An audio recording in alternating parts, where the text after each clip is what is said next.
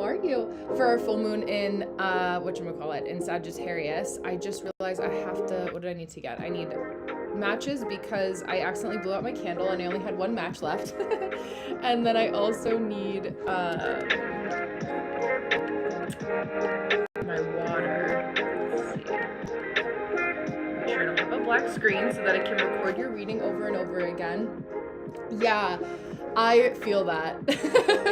I feel like it's just been one of those, like, it's so weird because I feel like it's one day on, one day off. Like, everyone that I've been talking to kind of has this, like, energy of, like, one day we're doing really well and then the other day we're not. You know, like, that kind of balance, which has been really interesting to see people try to navigate. And every one of us is being aspected by a different placement. Like, yes, I think for me, it's more so Uranus in, Gemini is what I feel, but also Pluto transiting my ascendant as well. And gate 41 is the gate of contraction. So when I was thinking, kind of mulling over just what you had asked today, and I pulled up your natal chart with the transit chart because it's talking about nodal opposition, but then we also have, I believe it's our Mars transit is opposing your Venus today. Yeah, like both literally at 8 degrees. Yeah. So like just with those, a lot of it feels like we're going through, like everyone's going through their own versions of like these Uranus contractions and like trying to figure out like, okay, like some people get the epidural during the contraction, some people go au naturel and use a birthing comb, you know, or like they're squeezing something that creates like a somatic feeling in their hands. So it's interesting to see like how everyone kind of has their own variation of working through these. So we'll talk a little bit about that today. Let me make sure I have my live chat set up on my right hand side. Hello to YouTube. I'm dual streaming to TikTok at the same time, so if you guys don't hear me or see who I'm reading or can't see what I'm reading, that's why. Yeah, exactly. I feel like it's just the best one for the contractions, but hold that thought. I'm gonna go run upstairs and get my water.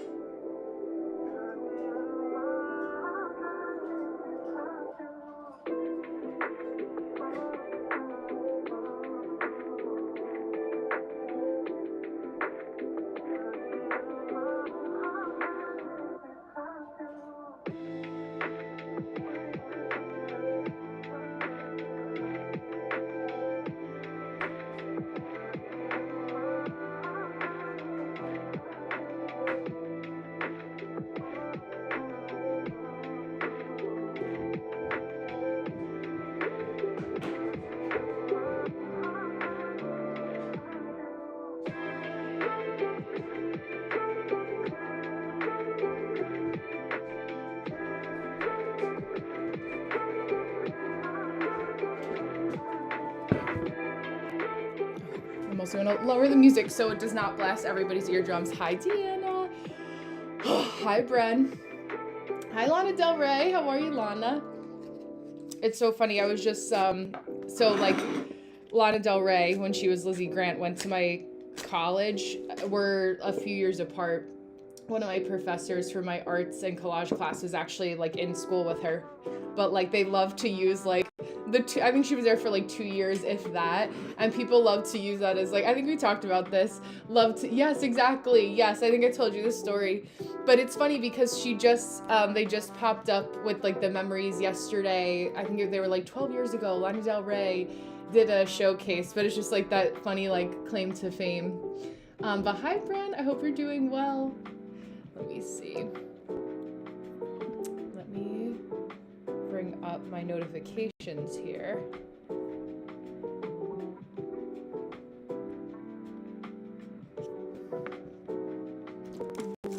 confirm my email. So as you guys know that have been here before, which I think is most of you, I do 10-minute readings for $15. Link is in my bio. And then I record the session to YouTube with your chart up so that you get the recording to watch it back again and again.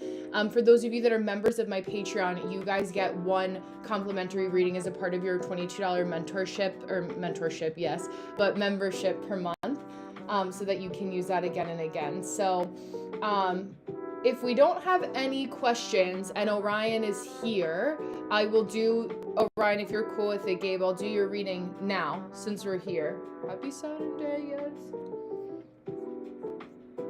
And then we can talk a little bit about the full moon in Sagittarius. 111? I love that. Okay, perfect. So it's perfect because it's 111 here. I know you're a few hours ahead of us, but 111 feels like a perfect time to start. And then we are at the exact 6-minute mark so that I can send you your recording. And I always send them in response now back to the Calendly booking that you get when you book and sign up. So that's there. Okay, so we can start off with asking or me reading your specific question so that you have it on screen as like a little visual verbal reminder. Please no. Whatever your intuition wants to cover, we can totally talk about Uranus opposition. Yeah, it's so funny because yesterday was Uranus opposition, and like when we were like messaging about this, and then today I was like, wait, the first thing, hi Siddharth, hello, yes. The first thing my eye went to automatically, and I'll show you what I'm looking at, and then I want to get into a little bit of degree theory because I've been enjoying it. Let me flip my camera here. Is this right away? It was kind of like the big red line that ran through both of your placements that I was noticing, or not both of your placements, but your Scorpio, let's do this so it goes away, Scorpio Venus being in direct opposition to our Taurus Mars, because they're literally in a direct opposition. When you're looking at oppositions, and this could, you may or may not know this, Orion, you probably do, but it may not. I feel like whenever I intuitively feel called to re-mention a transit, like I always need, yeah, exactly, same. Like I always need the extra reminder, hi Mercury, of when to go back to kind of like the refreshers, right? The 1-3 in me can't help it. And so when we're looking at oppositions, right, this means that there's a head-to-head clash or combat, right, between, like I think of like if I had to personify the energy, and I'll just do this because we'll be talking, and it's like this, right? Oppositions are like the Rams, hello, the Rams going head to head, even though it's not Aries, but you get the point. So when we're looking at the real dense influence of oppositions or squares, the traditional rule of thumb, me giving you the 1-3 foundation, or like being the teacher, educator to like help you guys grow upon the platform, is that you want to look at things within what's called a 5-degree orb. So within like 2.5, I like to do it 2.5 degrees in either direction. Some people are generous and they go 5 degrees in either direction. So 8 plus 5 is one of the ones, 12, right? 13. It's so funny, 8 plus 7 and 8 plus 5, I always hyper fixated on not being able to understand them when I was a kid, and I still forget. I literally have to count. I'm like, okay, 2 plus 2 is 4. But it's 13, right? If you are generous moving forward, 3 if you're moving backwards, right? I like to do more so like a tighter orb where it's 2.5 degrees on either side. So 10 or 6 degrees. So when Mars was getting closer to opposing your natal Scorpio Venus, you probably felt it like a couple days ago. This is where astronomy and astrology overlap, right? So we're looking at how we have the sun.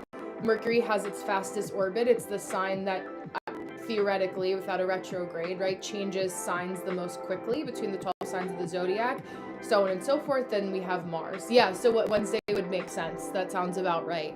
So specifically, you know, when I'm looking at the transits for human design, and I'm pulling up the transits for tomorrow, but the gate is still going to be the same, we have our Mars in a detrimented aspect because Mars isn't necessarily comfortable in Taurus. Taurus is like, I do it when I want to do it, like I'm comfortable at this time, but it's for you, you already have, for you as Gabe, exactly, like a lot.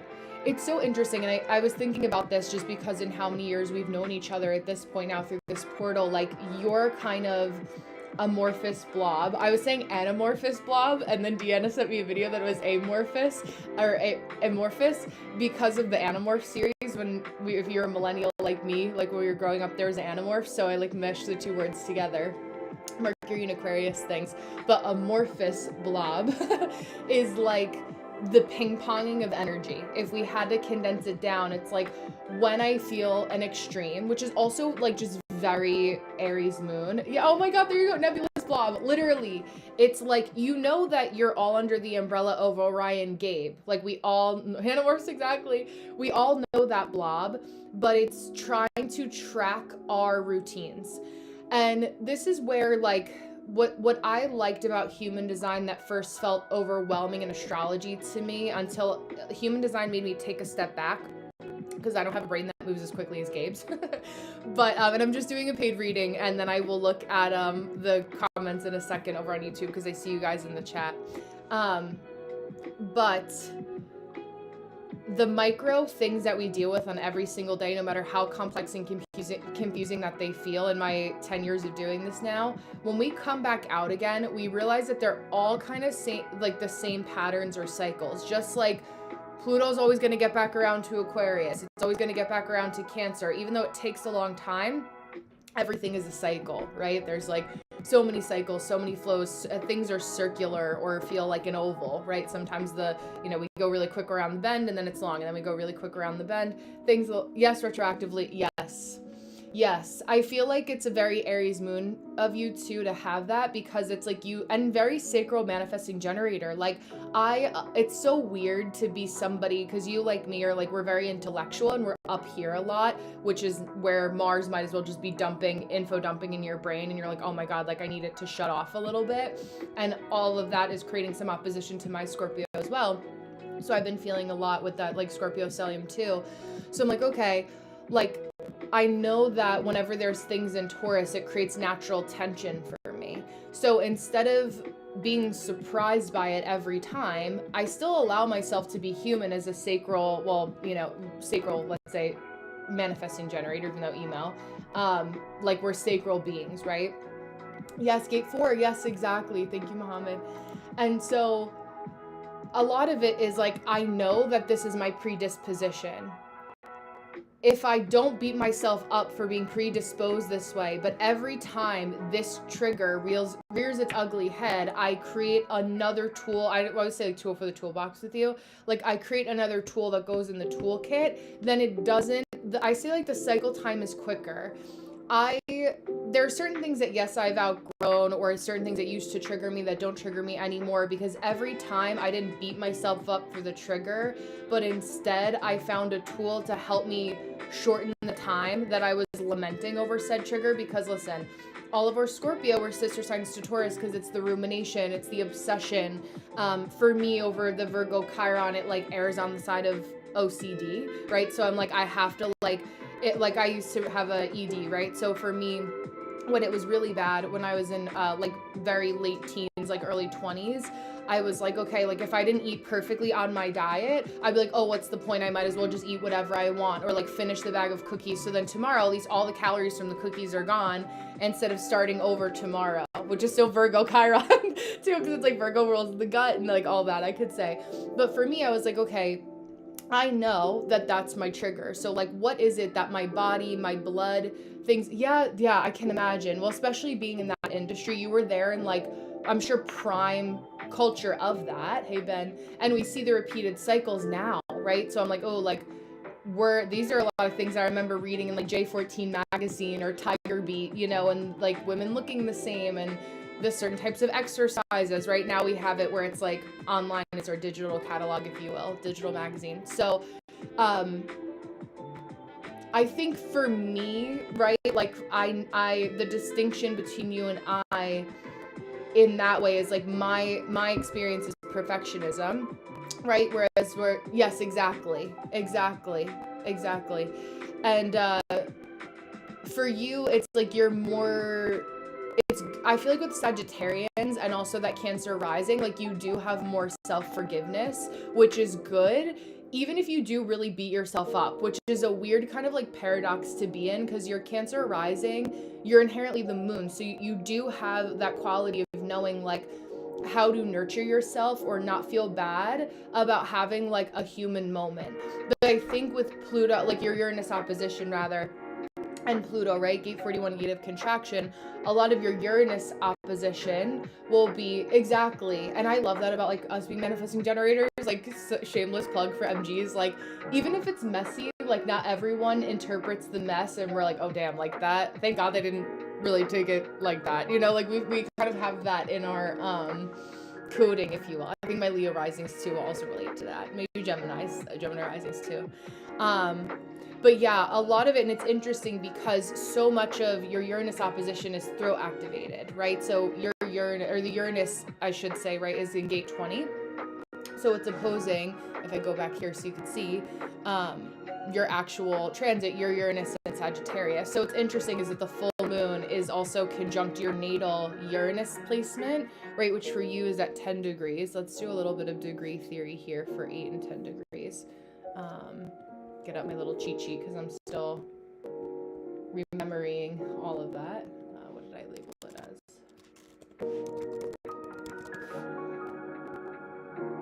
And I had someone beta test a PDF of this for me because they were like, okay, this feels confusing. Yeah, 10 degrees is a Capricorn degree. Okay, this is interesting because I know 22 degrees. I want to look at the overlap between 10 and 22. I wonder if my Virgo Chiron stuff came up because of the perfectionism, right? Like my ill or be illed, if you will, 22 degrees, like if that translates into 10 degrees as well. I haven't heard anyone talk about that yet, but I'll have to think about that. So I'm only doing paid readings right now, Anne. If you know his birth date, time, and location, you can plug it in and then just let me know what his placements are if you want to do the work yourself. But if I do the work, I make sure that it's a paid version of it so that it's fair to everybody who's ever paid me. So I have a $15 10-minute link in my bio if you would like to use that and want me to give you the recording and, you know, have my uninterrupted time. But that's just the exchange. I do have my Libra Mars. Yeah, okay, yes, that makes sense. Yeah. So it's interesting because I feel like there's going to be a lot of working with how you communicate and not beating yourself up for learning communication, like because you have all this knowledge, right? Like when I read Capricorn degree theory for 10 degrees of your Uranus and Sagittarius, right? We have significant age gap, older, old, late, delay, later than usual.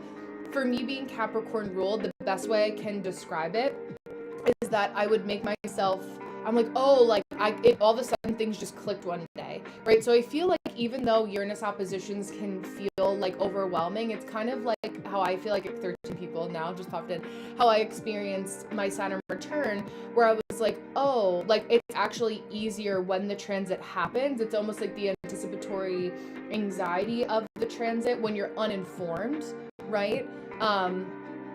When you're uninformed, that's what makes it less stressful or more stressful. But when you are very informed like yourself, I don't feel like it will be, of course there's always going to be transits that are triggering, but I feel like there's a lot of wisdom in that too. Oh, and I realized too, Uranus is also like eking closer to your Chiron. Let me see.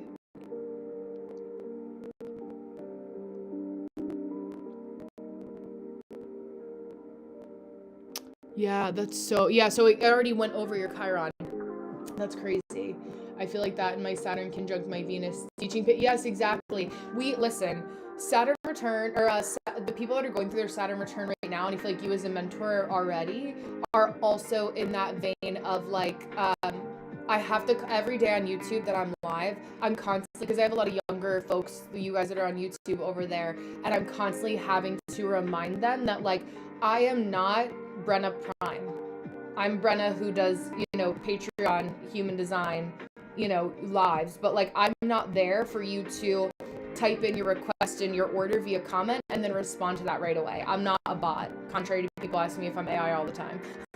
But like, jokes aside, it's like having to realize that like, yes, we have all these advancements in technology, but you need to separate when the tool is to be appropriately used. And I feel like that there's like not even a double entendre, but many variations of like know when it's appropriate to use which tool for which which issue, if you will. Like if my tire needs air, right, I'm gonna go to the air pump, which is gonna be a hell of a lot less money than having to be like, oh my god, my tires are holding it, I need to try it right away, right? And now if you already have fears about money, you're gonna waste more money, right? So it's like the anxiety loops are really important. And I'm always interested in intergenerational relationships when it comes to 10-degree placements as well, because it's age gaps, right? So it's like if you think about having 10-degree placements with your Uranus, maybe this is a time to widen your scope for the age range that you want to work with. And maybe there's something to be said about working with Gen Z, Gen Alpha. I don't know if we have any Gen Alphas here, but like that kind of dynamic too, or in reverse, right? Like, or being open to, nobody's my age, everyone's hella young or much older, right? So just kind of like experimenting. Those are some of the ways that it can express itself. Also, I like not feeling, I don't know if you wear like compression socks, but I feel like that's important because feeling cold, running cold, I'm always running cold, all my Aquarius, I feel like a lizard, like I need to lizard in the sun. So like heat is my medicine, but like make sure that things are circulating. Oh, I love that. Yay. Okay, great. Sacral hell, yes to the age gap.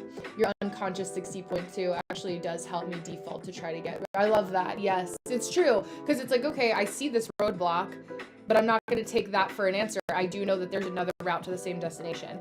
It's like, you know, the people that, and a lot of people do this, but especially as an East Coast driver, like people, when they miss an exit, they panic and they stop and they'll like back their car up in the freeway, right? And like cause so much more issues for everybody else around them, no spatial awareness, instead of saying, you know what, like, I know that the next exit is right there. I'm on a freeway. Like, I cannot get lost. I'm not in the boondocks with no cell service, you know, no ability to have Apple or Google Maps. So I know that the next exit is going to be there. It's like, instead of freaking out and flooring it backwards, you know that the next exit is going to be there. But the thing is, like, finding that balance of, yes, like,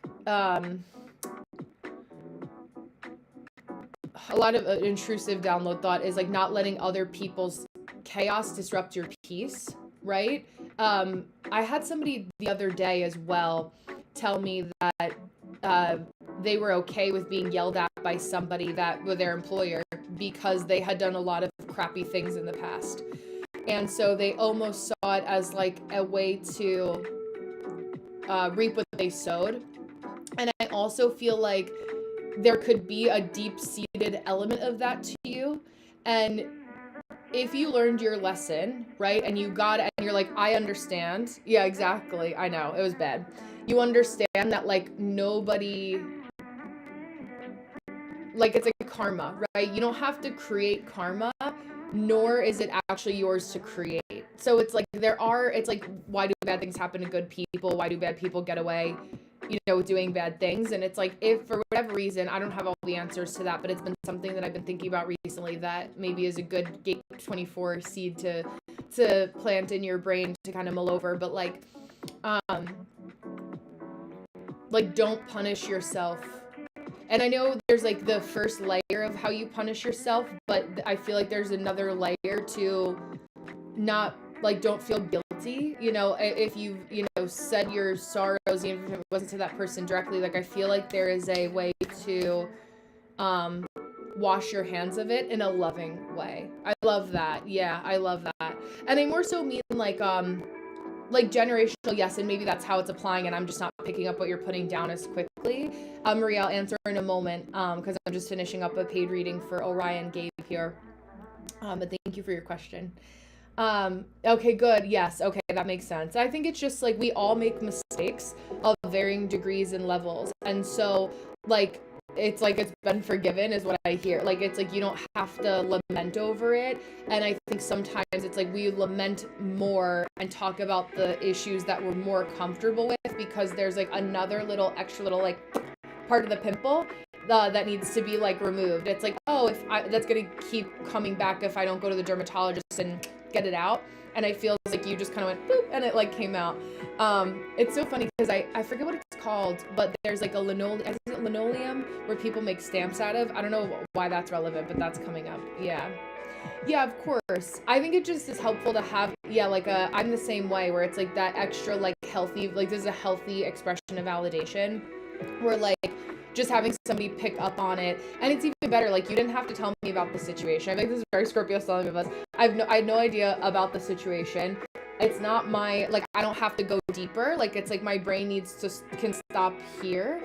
And you know, like I don't have to see what it was that you were dealing with. Even if I could go there, it's like I don't need to. I think that's also like the ethics part. You know what I mean? Yeah, exactly. Exactly. So it's like, it's funny because a few years ago today, I posted a quote that was, it's a Walt Whitman quote that was like, put your face towards the sun and the shadows will fall behind you. And it's like, yeah, they're there, but they're behind you. Like, hey, Sony, they're in the past. So yeah, but I'm excited for you. I mean, I think that the biggest thing, like when we talk about, you know, ping-ponging back and forth, hey, Ghost, hi, TV, and, you know, your amorphous blob, Monty, I will answer you. You just have to chill out for a second. I would say that your blob is like realizing that the cycle times before you're ping-ponging are normal, you know, hey, have, and that you like just honor that, you know, and maybe there's, I don't think it feels like two things. Like I don't feel like what you were dealing with guilt was associated with that, but it like there's, I don't know, we're all under our own meat suit in this life, so you know, yeah. But I think it's like that ping pong, hello gorgeous, that oscillation, is that the word, like the oscillation of it, you know, every time a fan moves over the same spot, it gets cooler each time, and then it can chill. Yeah, and I think that's always kind of been like, I feel oh, what did you say? I feel improvement in you energetically, but you know that. Yeah, that's so wait, what word was it? Ping pong? I don't even know what I said. I feel like that happens all the time. That's how you know you're channeling. Oh, oscillation. Okay, there you go. Yes. I was gonna say undulating, but I'm like, that's not the right. That's Chippendales. That's not now. You know, the oscillation. I do remember that story, by the way. It's Chippendales. Oh, nice. I am a 1-3 men gen too. But yeah, so you're also too. I feel like any of my like regulars, like you, Deanna, like those of you guys that I have more of a connection with, like I'm never really like we're here as together, side by side, but it's like I'm not worried about you doing anything destructive completely. Like you know enough now and have been doing this work for enough now. Yeah, I feel like let me use my gate 63. Oh wait, hold on. Let me use my gate 63. It's giving drag race, but to wipe away. Oh, I blew up my candle, but maybe it needed to happen. So yeah, but I'm not worried about you. Like in a healthy way, like I care, but I'm not worried or concerned. Yeah. It's so funny because my whole point is like asking the right questions. Let's see. So I had, is the girl who asked, or woman who asked about how to talk to a Pisces man, are you still here? Let me know. And if not, I'll skip. Okay, Marie. So you were asking, yes, relight the candle. Hi, gorgeous. Let me see. Let me bring back your question. What's the best way to communicate with a Pisces guy? He's one of my best friends and I love him. So my thinking is you're asking because you are best friends. Like, are you like platonic best friends, or do you want it to grow into something deeper? This is what I'll say too. So this is a cheat code to knowing somebody's Mercury sign, because we have the sun, right? He's a Pisces sun. Mercury is the next planet that has the closest orbit to the sun. Thank you. Oh, that's so cute. Coffee magic. I love that. Okay. So he's either going to have his Mercury be the same sign as his sun. He's either going to be a Pisces Mercury. Deanna, I feel like this is a good note for you too. A Pisces Mercury. So same, it's going to be right on top. He's going to be an Aries Mercury, or he's going to be, what's the other direction? Aquarius Mercury, right? I'm having a brain moment. Yeah, because I can just think of my own chart. So Aquarius Mercury.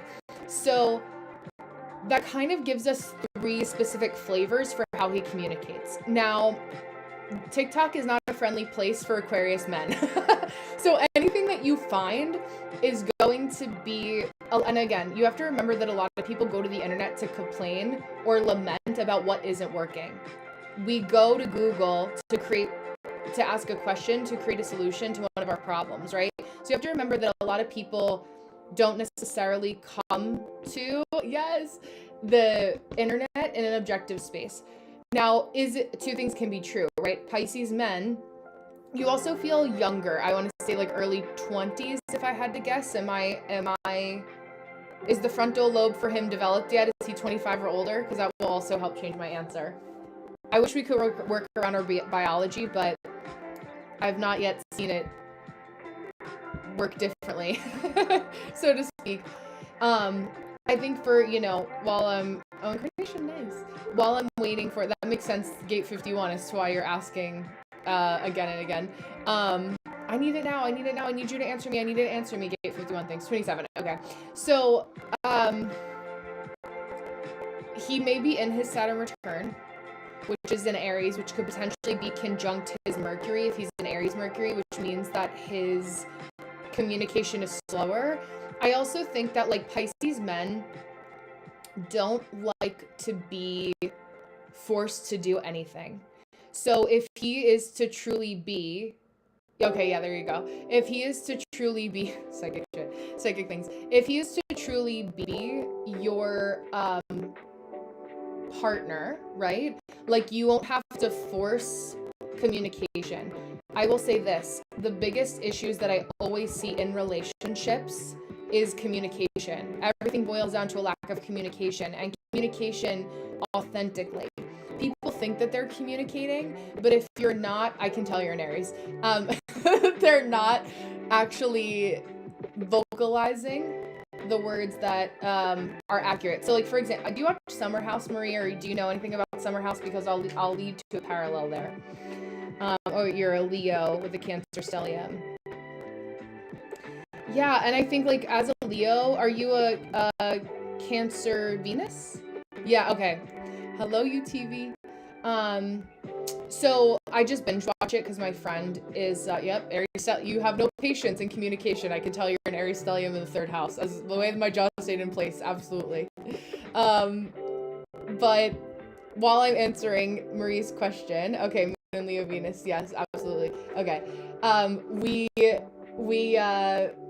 want to take a look at the fact that like you as a Leo Venus like to be baby. And what you're doing right now is trying to lead him through force, not by example. You want him to buy you flowers, you better have flowers in your apartment on your nightstand every weekend. You may do these things already, but it's a helpful kind of like grounded reminder to say like, okay, I know that you're never going to change the way that a heteronormative man is. Most people, right? The older we get, right, in our later 20s, I'm 30, like early 30s, so I'm right there with you. Yeah, he has a super dangerous job in her love letter. Listen, like, you can still try, but ultimately, what happens to most women in their 20s is that and late 20s, and I say this because I was here too. I mean, if you haven't heard from him, I want to sugarcoat an answer, but he doesn't want to talk to you. Like, it is that simple, and it sounds hurtful, and I know, like, we want to scour, but, like, deep down, you know that. Like, and even if he does, there's something in him that won't let him do it, right? But it's not, we can use the transits to help explain behavior, but you have to understand that the other 50% of this is still free will, right? Like, this is still a 27-year-old man, right? That if you want, it depends on your relationship, but like what you value, you cannot force somebody else to ever value the same things. Trust me, I am a Pisces and a Pisces Venus. I have tried. I'm saying this from very not so distant but recent experience. I'm happily married now for almost a year, but like it really is that the reason that my husband and I work as a couple, he's a Pisces moon but an Aquarius sun, is because him and I genuinely have a friendship, high Viper, and are the same person, like in so many ways. Obviously we're different people, but it's like I say this as like a tough love girlfriend. Like, I don't want to sugarcoat something because like I on the internet we just met each other now, like I can be allowed to do that, whereas like your friends that may feel a little closer and want you to feel comfortable talking to them, sometimes friends that know the situation will like want to appease a little bit more because they don't want to hurt your feelings. Yeah, exactly. And listen, that's also not your responsibility to prove to him that you're not scary, right? Like he will see that when he's ready. That's why they say that a lot of heteronormative men just marry women that are there when they're ready to get married, because it's easier to do that. Yeah. And I'm sure, I mean, if he works a dangerous job, like if he's in the military or if he's in, a cop or something like that, like we have no idea, what goes on. And this is the important distinction I want you to make. There are things that are excuses, but there are explanations, but they're not excuses. Yeah. It just, I have like so many in my family. I have two of my cousins that were in the Navy. Like I have a lot of that. I understand that culture well from a distance. But yeah, I just think that when you're in your 20s, there is a societal pressure, and there has been a societal pressure to like, that's when you get married and you have babies at a certain time.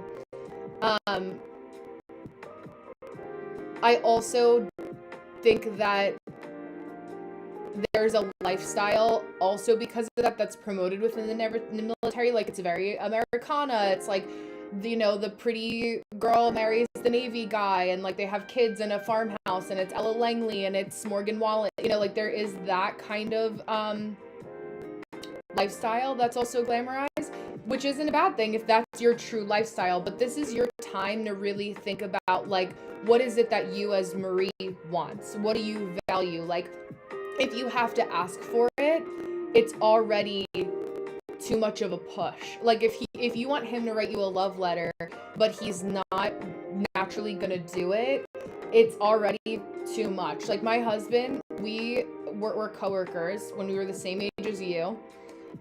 Literally 25 and 27. We had a little bit of like time. We started dating actually again at 25 and 27. We've been together for 5 years. I have to do the math. Yeah. But before that, we were coworkers. So when we were at that age, right, my husband already, as a person, was writing poetry. We, long story short, met up again. We like got dinner together. We were like, okay, like let's just see. Like I like you as a person. Let's just hang out and see. And that was end of July. That was a Wednesday. On Friday, he went to Mexico. On like Sunday of that week, he had an entire poem that he wrote in his notes app while he was on the beach with a bunch of friends. Isn't a texter, and I'm not. He's the only person I've ever texted like that. And then I painted the words to the poem, and it's on a canvas in my kitchen. So when you guys see that, like the words when you guys are in my kitchen, so when I'm streaming, yeah, it's a poem that my husband wrote to me. So yeah, exactly. I'm like, what is this? Especially for you guys. But yeah, like those are the types of things. But like, I didn't have to ask him to be a poet. Yeah, he was. What was he super upset by? So you wrote him a love letter, and he was upset that you. I just feel like there's also a level of like men like that are like, I don't know, is it like sad boy hours? I'm off my game with my vocabulary. Like they like the attention. Also Pisces, like the attention of someone kind of like fawning over them and telling them how amazing they are, which you do as well. So if it's being reciprocated, amazing, right? But I think that's the level of like it's okay to be transactional in some relationships. Okay, yeah. And that's it. Like if you would do that anyway, don't let anyone yuck your yum, myself included, right? So I would think about, yeah, and that's fine. I think it's my core essence of what I'm trying to say is don't do it because you're waiting for it to be reciprocated in that exact way. That's what people say when they're like, learn each other's love language. It's like, okay, you can reciprocate. Okay, I understand. 210. Okay, let's see. I'll refresh my thing here because the notification didn't pop up. But yeah, we'll start at 210 so that way we have it. Yeah, and I think like let that just be the letter. Like it really is like a absence makes the heart grow fonder. Um Also, it can be like the fire sign, Monty. I'm gonna say Monty because I forget your name, but the Aries that maybe have left already because they didn't want to stay to wait for me to answer because it was too long for them.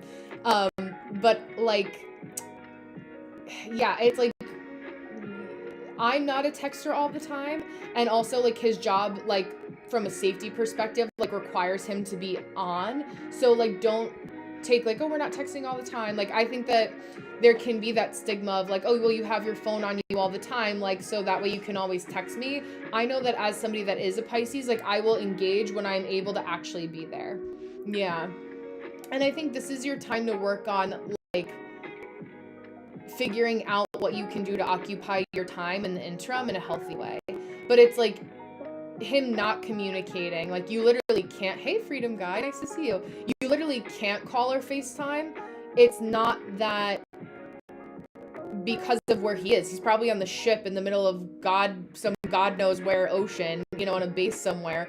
So like, it's that blend. Like you also know him, obviously. I can talk about this energetically, right? But you know his traits well. So it's like either, yeah. So it's like him not communicating isn't that he doesn't want to. It's like he actually cannot. So don't let that be like, oh yeah, like he's just telling me there's no Wi-Fi. But like I would believe it, if you know that he's been trustworthy. But I think like whenever you feel like you've done the most and you're like, oh, I don't know if I've overwhelmed him, all you have to do is pull your energy back. Like it's just a matter of like, okay, I'll still be open. I'm not blocking him. I'm not, hiding his stories or whatever. But it's like, okay, let's just let this lie for a second. And like men like a chase, like they like what they can't have, so it's like if they feel like you're distancing yourself, they also feel that energetically. So it's like there is an interplay and like the dynamics of heteronormative relationships and for most romantic relationships, like no matter what. Yeah, exactly. Yes, I know. Because, like, you're sensitive to it, right? But also as a Cancer moon, like, your mood literally changes. We're about to have a full moon. So you're very energetically, like, just cry. Like, cry about it. Allow yourself to be sad about it. Don't talk about yourself. So in this moment, it's not the time to talk yourself into the logic of it fully, but like call yourself out, like allow it to just flow. I say I have so much water, right? Pisces and Scorpio. I have stelliums in both my sun and my moon. So for me, it's like I need to cry, and then like I'm like, okay, now I can think logically. But like I literally just cried before I got on live. Like I was like, okay, let me just like let it out for 15 seconds. Okay, I'm good. Like I'm back. But I don't like crying is just like any other emotion. It's like being in love intensely or being really happy. It's like I don't judge myself for needing to like, okay, I'm good. And that's what Cancer basically feels like. It's like, oh my God, okay, I'm fine. It's like, yes, Sony, exactly. It's like just having that moment. Yeah, right? It's like it's just a cleanse. It's not that serious. You're just making sure that you do it in a way that's like respectful of yourself. I know that I never sleep when it's a full moon. So things like that. Just give yourself some grace of time but I think like the question that I will put back to you, once you get, the biggest thing I can tell you is that understand as a Cancer moon that your internal emotions change every 2.5 days. So basically now the moon today until tomorrow is in Sagittarius. I forget your rising sign, Marie. If you know it, let me know because it'll tell me what house it's in. But it's like whatever the themes are of Sagittarius, right, are gonna feel heightened. Oh, you are Sagittarius. Okay, so it's literally all about you. So yeah, so we're feeling that. 2.5 days from zodiac signs, unless this is some ploy robber to start to be a vigilante for some other system. But know that there's a time and a place for debate for everything. Not when I'm in the middle of trying to help somebody. Yeah. Okay, for mood swings, yeah. I have that too. But his moon is in Sag. Yeah, so it's illuminating his landscape, So for him, and Sagittarius moons love freedom. They are the ones that like whenever I'm in a relationship with the Sag moon, like obviously I'm married, so like platonic relationship, I always know that my Sag moon friends are not going to I'm probably not going to hear from them for like months at a time, right? Or maybe weeks at a time, because they just need that time to be alone. And I think that the stigma, because so many people are paranoid because of things in the past, is that like, yeah, bipolar. Well, that's like time and place for that too. I'm not going to talk about astrology with people that are bipolar who can be manic and like dive into that. My brother's bipolar and borderline personality disorder, so I take that very seriously. So again, healthy division of space. But with his Sag moon, it's like, just because you don't hear from him doesn't mean that he's getting into trouble and may have lived a long life. Yeah, you're my brother, actually. You're Robert. But yeah, so I would keep that in mind, where like a Sag moon just need, like, they're the people who, like, if they go and he's overwhelmed about something as a man and needs to go and drive at 2 a.m. to clear his head, blasting whatever, like, that's just his process. Because like, he, especially now, you have to think he's also in the Navy. He is trained to not address his emotions in the immediate moment. So like, when he's home, like, you remember when you were a kid and you had to keep it together at school all day, and then you saw your mom and you would just hysterically cry, or like you went like on a sleepover and you're like, oh my god, like you broke down once you were with her? It's because like she was your safe space. So it's like, because he's allowed to have those emotions. However, it's a spectrum, right? So like, when my husband is going through something emotionally, I just let him game, right? Like, I'm not the wife that's gonna be like, because I know and respect that that's my husband's process. I also love alone time, so we're compatible in that way, where I love my alone time. I am in my bed reading, right? Maybe I'm binge watching a show, like I binge watched Summer House the last couple of days. Like, I don't fall into the like video game stigma if everything else is taken care of in his life. Why do I care? Just because somebody else says that, you know, there's something more to that. So yeah. Don't delete them, just leave them. It just looks like you thought about it too much, which inherently puts more energy into it. Like, it's like, okay, he'll get to it when he gets to it. It's like when I used to call my friends or send them a message on, you know, AIM when I was a kid. AIM. And I'm like, okay, cool, like, I'm gonna go make food and do my homework, and like, they'll get back to me when they get back to me. But like, the pressure that you got, like, even though we're not that far apart, you grew up with more of that pressure because you had more tech, where it's like the response time is like, oh my god, like, why aren't they responding? Because they probably have their phone. Like, I'll read people's messages, I'll see that I have a notification, but I had to learn to not like feel like I had to rush to respond to be free of the pressure of like an unread message, because like, it took me out of what makes me an enjoyable person to be around, which is like having my moments of peace. And he could be the same way. Yeah, exactly. Yeah, but he did tell you in not answering you, right? So it's like, him, even in the asking, it's like, let him come to you. And if he doesn't come to you, then like, he's a man with a different process, giving him the benefit of the doubt. So it's like, a non-answer is an answer, where he's like, okay, like, he already knows this about you. You've said it once. I wouldn't repeat it again. He's, you know, he doesn't want to feel like you're his mom either. So it's like, a man that is going to have some of that like machismo energy is also going to feel emasculated because what you're saying without saying it when you keep asking him is, I don't trust you to tell me when something is happening. And it is emasculating because now there's an unspoken like weird lack of trust, where it's like, I'm confident in myself, I'm confident in you, we're both grown-ass people. If you have something that you need to come to me with, then amazing, right? Like, then you will. But I'm not, then I know that I'm not gonna have to ask. I'm also gonna pick up on, like, what are your cues? If you're not answering me, and then I send another text to prompt a response because you're not answering. Men are not external processors like women are. That's why we need our girlfriends. That's why we need even this in this relationship, right? You and I right now, we're two women externally processing this. Like, we're external processors, but men really aren't. Most men, right? So it's like a time and a place to say like, okay, they have their ways. They're more so like blow off steam, disengage. They only really need to mention one sentence, right? We want to keep circling it because every time we circle the subject, it's why like we go out for drinks with our girlfriends, we talk about the same thing because each time we dig another layer deeper. That works for us, but it's not a lateral move.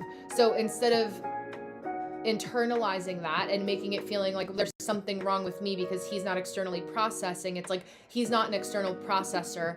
I am. I don't need to get my external processing hits from him all the time. Now, in a romantic relationship or in a healthy relationship, he also vice versa has to respect that you are an external processor, right? So like when my husband got off the game the other night and came to bed, him and I were talking about things for an hour, right? Because I needed that time. But he also knows, because I give him his space to process how he processes, he also knows that that's part of my process. So even though he doesn't need to reflect that, that's what healthy, like, it's no, that's the more specific version of understanding somebody's love language that is not like, people don't talk about that instance, right? So because it's going to be nuanced based on what your hobbies are and things like that. Maybe he doesn't game and he likes to do something else, but it's when it starts to get like the coping skills start to become dangerous that you want to be, you know, that's when you can worry a little bit. So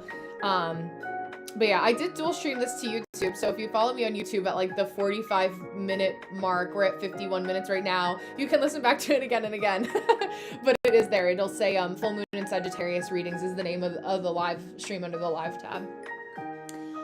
So what do I do now if I sent some external messages, they were gentle? I mean, I think like where the messages, because he's going to get a notification that you deleted them, which just looks like, it just lets him know that you were embarrassed, but it's like, okay, like you like double down, like that's what you wanted to send at the time.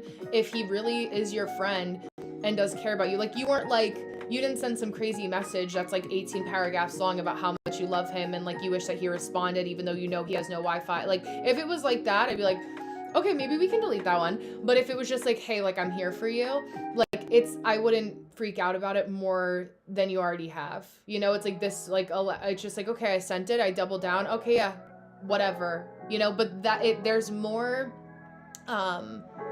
empowerment and attraction that comes from being like, okay, I'm leaving it there. I'm just not going to send anything else until he responds, because he will respond. He does still talk to you. He will respond when he's able to respond. But it is a matter of like, just, you have to be comfortable in the messy, hey Anto, in the messy middle of this, where it's like, you have to learn how to sit with your feelings and what this is bringing up for you and learn the way to cope best, you know, because you're in that place where like, it's exciting. Like you want it to progress to something new. You kind of show interest in being with each other. And this is kind of like that weird, like messy middle, almost like purgatory. It was me being sad and that he wasn't, yeah. Oh, he was so you knew, I guess, like you knew then that he had Wi-Fi and he was. I think it's just like, okay, like he's at the point where like he hit his Sag moon wall where he was like, bitch, like I said, I'll let you know. Like now you're now, if he already has a lot of demands, you've now just added something else to his to-do list to do. Because you're not, a lot of what people get into, because we're so self-involved, like not in a, like it's just how we are as humans. We have to look out for ourselves, and that's a primal survival instinct. But like you don't actually have a true understanding of being in his shoes and knowing what he's in the Navy. There's probably shit he cannot tell you, right? Like my neighbor across the street is very involved in the GOV''T stuff and does things all the time. He's very friendly. He's very nice. We talk to him. We have fires together, whatever. But like, you can tell that shit's heavy. Like because he legally cannot tell anyone. My grandfather died from indulging too much because of the things that he couldn't talk about from World War II that he had to do. And we only knew because he had a deathbed confessional what he had to do from our family friend. So it's like that, even though we think that we're so evolved past men feeling those things in a primal way, because the way that we navigate war is different, there is a level of like, because you're not in his uniform, so to speak, like you can't really understand it. So it's like having grace for this process, because he's also young, right? Like it's young to be dealing with stuff like that is heavy, and like men not having traditional abilities to talk like that, you know? But that was his way. You have to respect that. Again, he told you he was sad, and if that's all you're gonna get, that was him communicating. Maybe something got messed up and he legally can't tell you, right? So it's like you have to think about it in a way that isn't about you in the nicest way possible. Like it's not always about you. Yeah, exactly. And if he doesn't care, then he doesn't expect you to, right? You're also not dating. So it's like if you were dating, then that's a different story. But you are still, in the eyes of the law, just friends, So it's like I have like my guy friends, like I have boundaries with, like, I'll be there for my guy friends like that need me. Both of my closest guy friends are Cancer risings, so like they are also go through their emotions, but like I'm also not their girlfriend, I'm also not married to them. So there is like, if you do have friends of the opposite sex that do stay friends, right, there's a boundary. But so it's like you're in that kind of gray area. But ultimately I will say this, like with all your Leo and Cancer, you're gonna feel resentful of the fact that like you had to make the first move. And so even though you're rushing it along to try to make it what you want it to be, it's only going to create resentment more in the relationship, because it's like, okay, now you've got the guy, and now you're going to be in a relationship, and you're also going to compare outside to your situation and say, well, like, she's she got all of those types of things, like she didn't have to ask, whatever. And then that's going to be resentment that sits in your relationship. So better to figure out, like, and really try to understand as objectively as possible, meaning like being a detached observer, like truly who is this Pisces man that you're talking to. And yeah, he did then, the time was bad. Yeah, and it's like, let it be crap timing. Like, that's life. You know what I mean? Like, that's like, things never happen when it's convenient, right? Like, they can, but it's also a matter of like your coping skills for when life gets inconvenient. So it's like that's why like when people get, bien Davidson, gracias. When things get harder and life gets harder, it's like the coping skills are important. I think you should watch Summer House, because it's a really good study in like understanding how people communicate and communicating. And you'll see literally in the last season how like a lack of communication and forcing communication and not hearing only what you wanted to hear in your partner broke down a marriage. So yeah. And that's the thing, you just have to really understand and respect that. No, and I think that's where it's like you're making it dramatic to an extreme. It's like you can let it lie. Like, he will talk to you again when he's able to, and because he knows that. So like, but he doesn't need it right now. So like, really the conflict is like, you want to talk to him, you want what you want when you want it, but you're not looking at the reality of the situation is that he's not going to give it to you. And no matter what you want to do, if you force it, it's only going to make you look more desperate, because it is desperation. You are being desperate right now, but it's like in a way that's like desperate to connect with him as a friend, and he realistically just doesn't have that. Exactly, gate 15. He just doesn't have that capacity. So it's like, and both things are true. It's okay that you feel that way, but you also have to put realistic expectations onto who he is as a person. It's like you cannot date or marry somebody for who you hope they'll turn into within the relationship. You get what you get, and you don't get upset. Exactly. And if you are really there for him, like you say you are, if you know that enough about him to say, oh, I know that his capacity is shot, I'm going to just leave him alone. And he will reach out to me when he's ready. And if he never does again, hi Chelsea, happy Saturday, that's his loss. Like that's his reaction.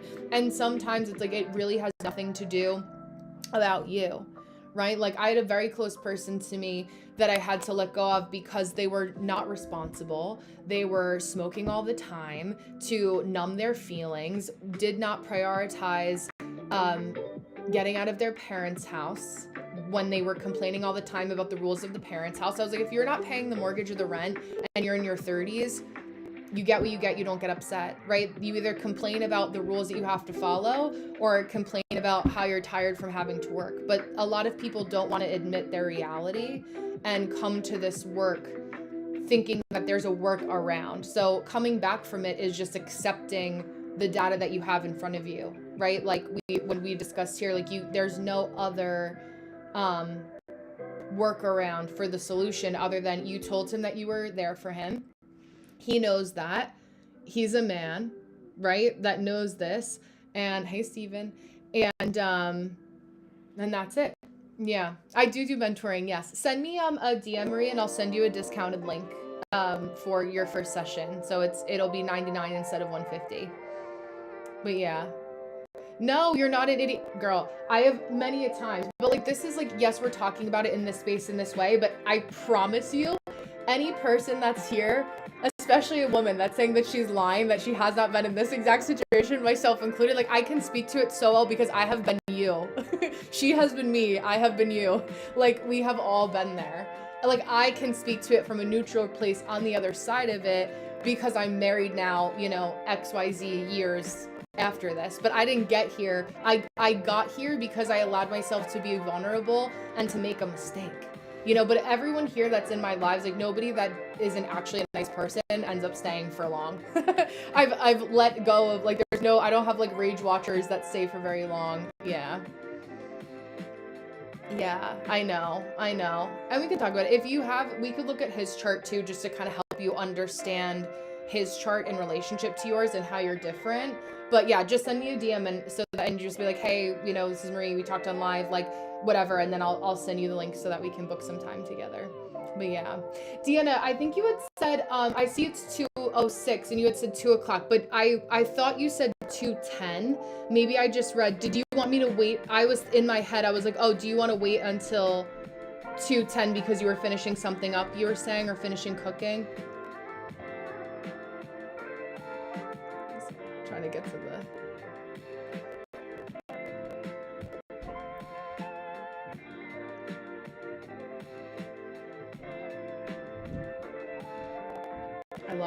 I lost the message.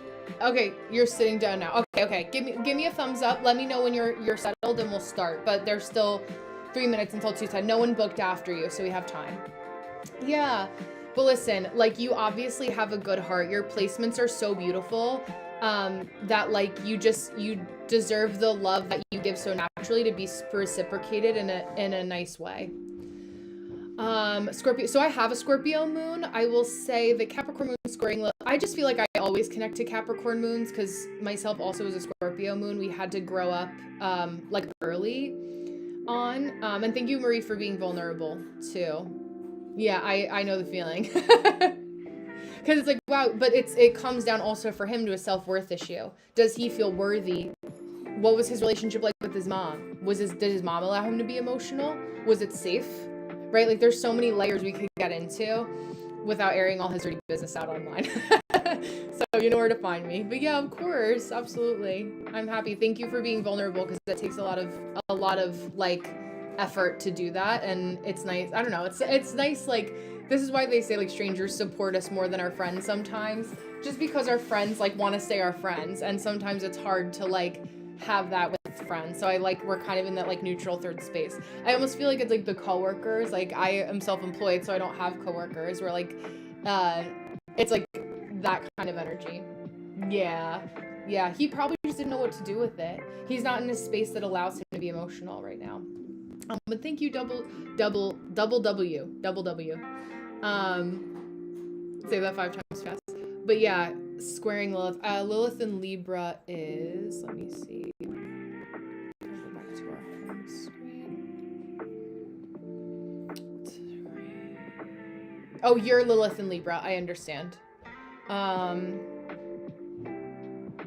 Yeah, I mean, there's lessons in balance.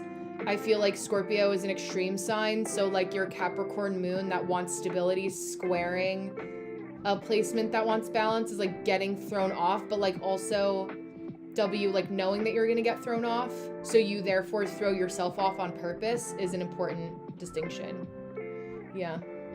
Thank you. I'm so glad, Deanna. Yes. I always say like when it's like, you know how like the teachers in school will be like, ask a question because you know that everybody else has it. That's just true of life in general. We also have that here. Oh yes, we're gonna do a design date reading for you. Okay, hold on.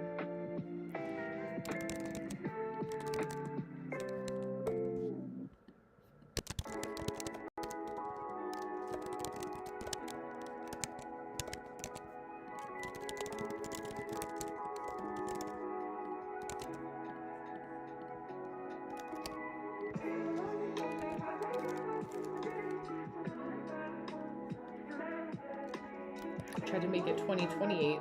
Or flying into the future. Okay.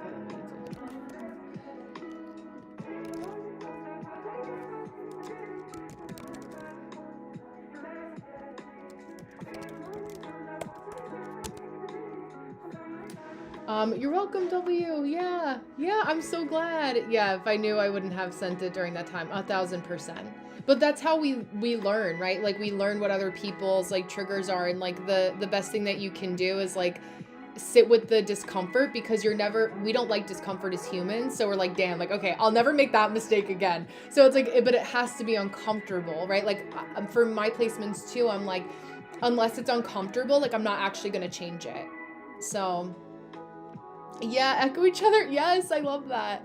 Okay, so let me write this down. So we are at the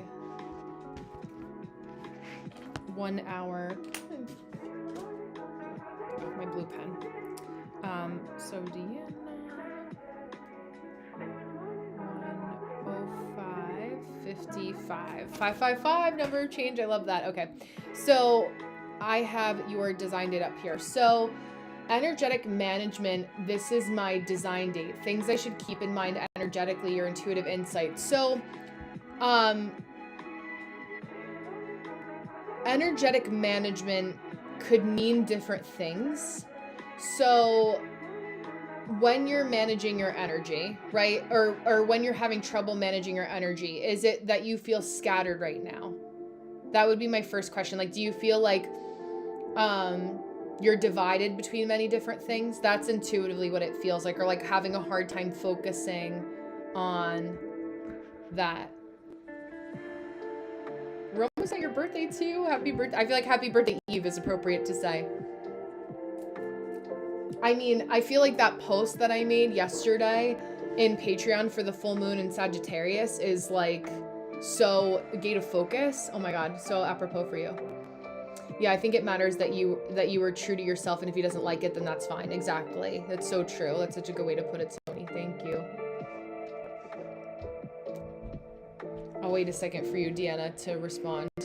Hi, Bunches. How are you? It's nice to see you again. Happy full moon in Sagittarius. Hi, Evie. How are you? So the first thing that I noticed, because a lot of what we talk about is content creation and the stigma that you're fighting against because you are in the space of Leo rising, is that a lot of Leo risings, when they go into content creation, is that you need to cut out your body checking moment that happens before you start talking to people. Yes, it's true. So what happens is, like, when we do the hair fixing and the looking at ourselves, you start talking to me, but you're still looking at, hey, Seth, you're still looking at you. So I'm like, already the energy going into content creation with Leo risings who don't do that, unless it's like literally a thirst trap, is like, oh, this is already about you more than it's about me. So we as Aquarians, right, it's like the yin and yang that we have. And I have these, right, like your placement is like your design date is a day before I'm born, right? So it's like we have that, like, or day after rather.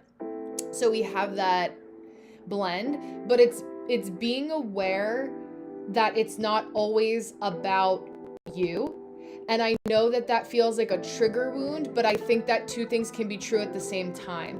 I still think that, like, you have to know the space that you're trying to grow in. And this is like in business, you have like a reconnaissance mission, or like a, what's the term? Like SWOT analysis, I want to say, but there's another word for it that's about like knowing the actual climate, and it can't just be about what you hope to manifest in this space, but what the climate is doing.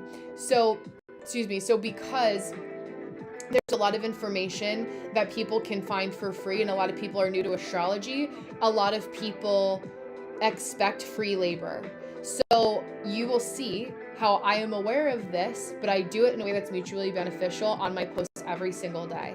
I know that people want specific tips about their chart and they don't want to share them, right? They don't want to pay me for it, right?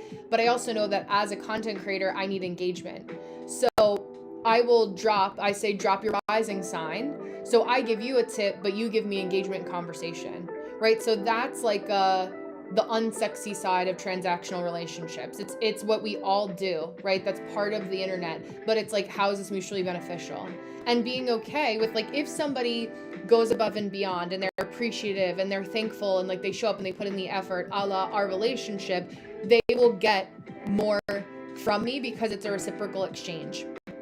But I also know that sometimes in those relationships, when I say no, givers have to have boundaries because takers never have any. And sometimes the takers are people who don't have boundaries with the givers in their lives, so they take from the good people. So like a lot of my relationship to that, right, with, and this has to do with gate 63, gate 64, Virgo, South Node, gate 59. I'm like combining all of those placements in one. It's like I eventually have to have boundaries. So it's like literally the example is like, okay, I'm in the middle of posting the gate series and you had asked me like, hey, can you also post these in Patreon? You don't know the level of labor that goes into that and how I like to organize things. So initially you may like, not knowing that, your knee-jerk reaction, being somebody who's working on this give and take relationship, could be like, oh, that's weird that she said no. Like, why would she say no? Like, this is inconvenient for me. But on the flip side, it's like, I know that that can be a potential reaction because you don't have your Patreon set up or a Patreon set up as a creator. So it's like, I can feel that friction, but I also don't judge the friction because I know. It's just a matter of how dramatic does somebody get when the friction is created and make it something that it's not, right? So it's like, that would be like an example of like our relationship that I could think of, even though it wasn't a thing. But it's like that, like, those kind of checking points into like understanding the healthy boundaries of relationships. You know, like same thing for, like I was saying earlier with my guy friends versus my husband. Yeah, I'll text my guy friends about problems that they have or problems that I'm having, but there's also just conversations that like are solely reserved for my husband and I, and nobody, you know, not everything is open for public consumption. So that's where that also works with like gate of doubt, gate 59 South Node, the one night stand, is like not trying to get all your jollies out of the one night stand and try to milk the relationship dry for all it's worth, because it reminds me of the movie The Substance. It's like, you want to be aware of not overcompensating in your relationships that are good, because it's the first sip of water in a drought. And that's the kind of like, you know, if somebody is just somebody that continuously comments on your social media and they never book with you, you have to understand that some people are just cogs in the wheel of that organism, and you don't have to upsell everybody right now. I think it's a little bit of like, and as, right, like, you have to think of TikTok too as a discovery tool. It wants to operate as a search engine, right? This goes back to knowing the platforms that you're in. So it's like, even though you want to be able to post, like, you know, like, let's say like a thirst trap, right? We all do it. Like, at some point, that people who see that and follow you for that are thinking lifestyle creator. She's not necessarily going to directly sell me anything. But then they get confused where it's like, but are you also somebody that I can categorize or I can look up? Like, when you go to my social media, it's all about, like, it's organized in a way where you guys are just kind of going through my filing system on the internet, finding what you need, saving the video, and keeping that ecosystem going. Right? So it's like people who have capacity to go deeper, can afford to, want to, care enough about themselves to like not just try to integrate what they can or in a space to like actually work with somebody. Like, I'm not a DM person. I already have a lot of resources. I know that I am like human Google. I've been told that many times before. So like, if you want anything more than that, I already put a lot of effort in there. I'm not going to go back and forth with you 85 times via DM about your problem for free. I will in a live, because it's beneficial for everybody here. But it's, you are now taking time out of my day as an individual, and of other people, other problems, other priorities that I also have to focus on, right? So it's like, you may have time, but I don't have time. I'm not willing to make the time because this is not what, even though it can be offensive, I'm never going to say directly to somebody like, this isn't a priority for me, but I'll say it in a way that's respectful, right? So it's like, your problem is not my priority because you also have no capacity to understand, nor should you as a client,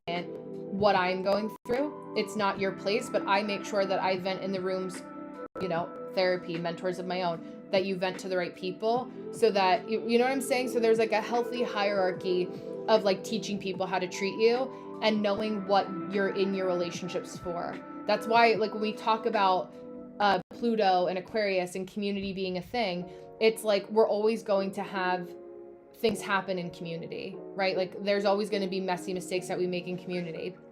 And so part of that is also like, you know, if you have somebody that's just a gym buddy, you have to be okay with making a moment uncomfortable about saying like, yeah, we're just gym buddies. Like, I don't want to go get a drink with you. Like, we don't have to be best friends, but we can be really good gym buddies. And that, I think, is what we're going to see, is like not everybody, that's like the healthy version of a transactional relationship. Like, we can get along and the relationship can just live in this state. It doesn't have to be, we don't have to keep thinking about what more we can get out of it, right? The substance is like, the whole thing is like, she wanted to see how much more she could get out of the medicine, if you will, and then it ruined the whole thing. So it's like, that's the balance of, and the lessons of the blessings and the lessons of balance as well.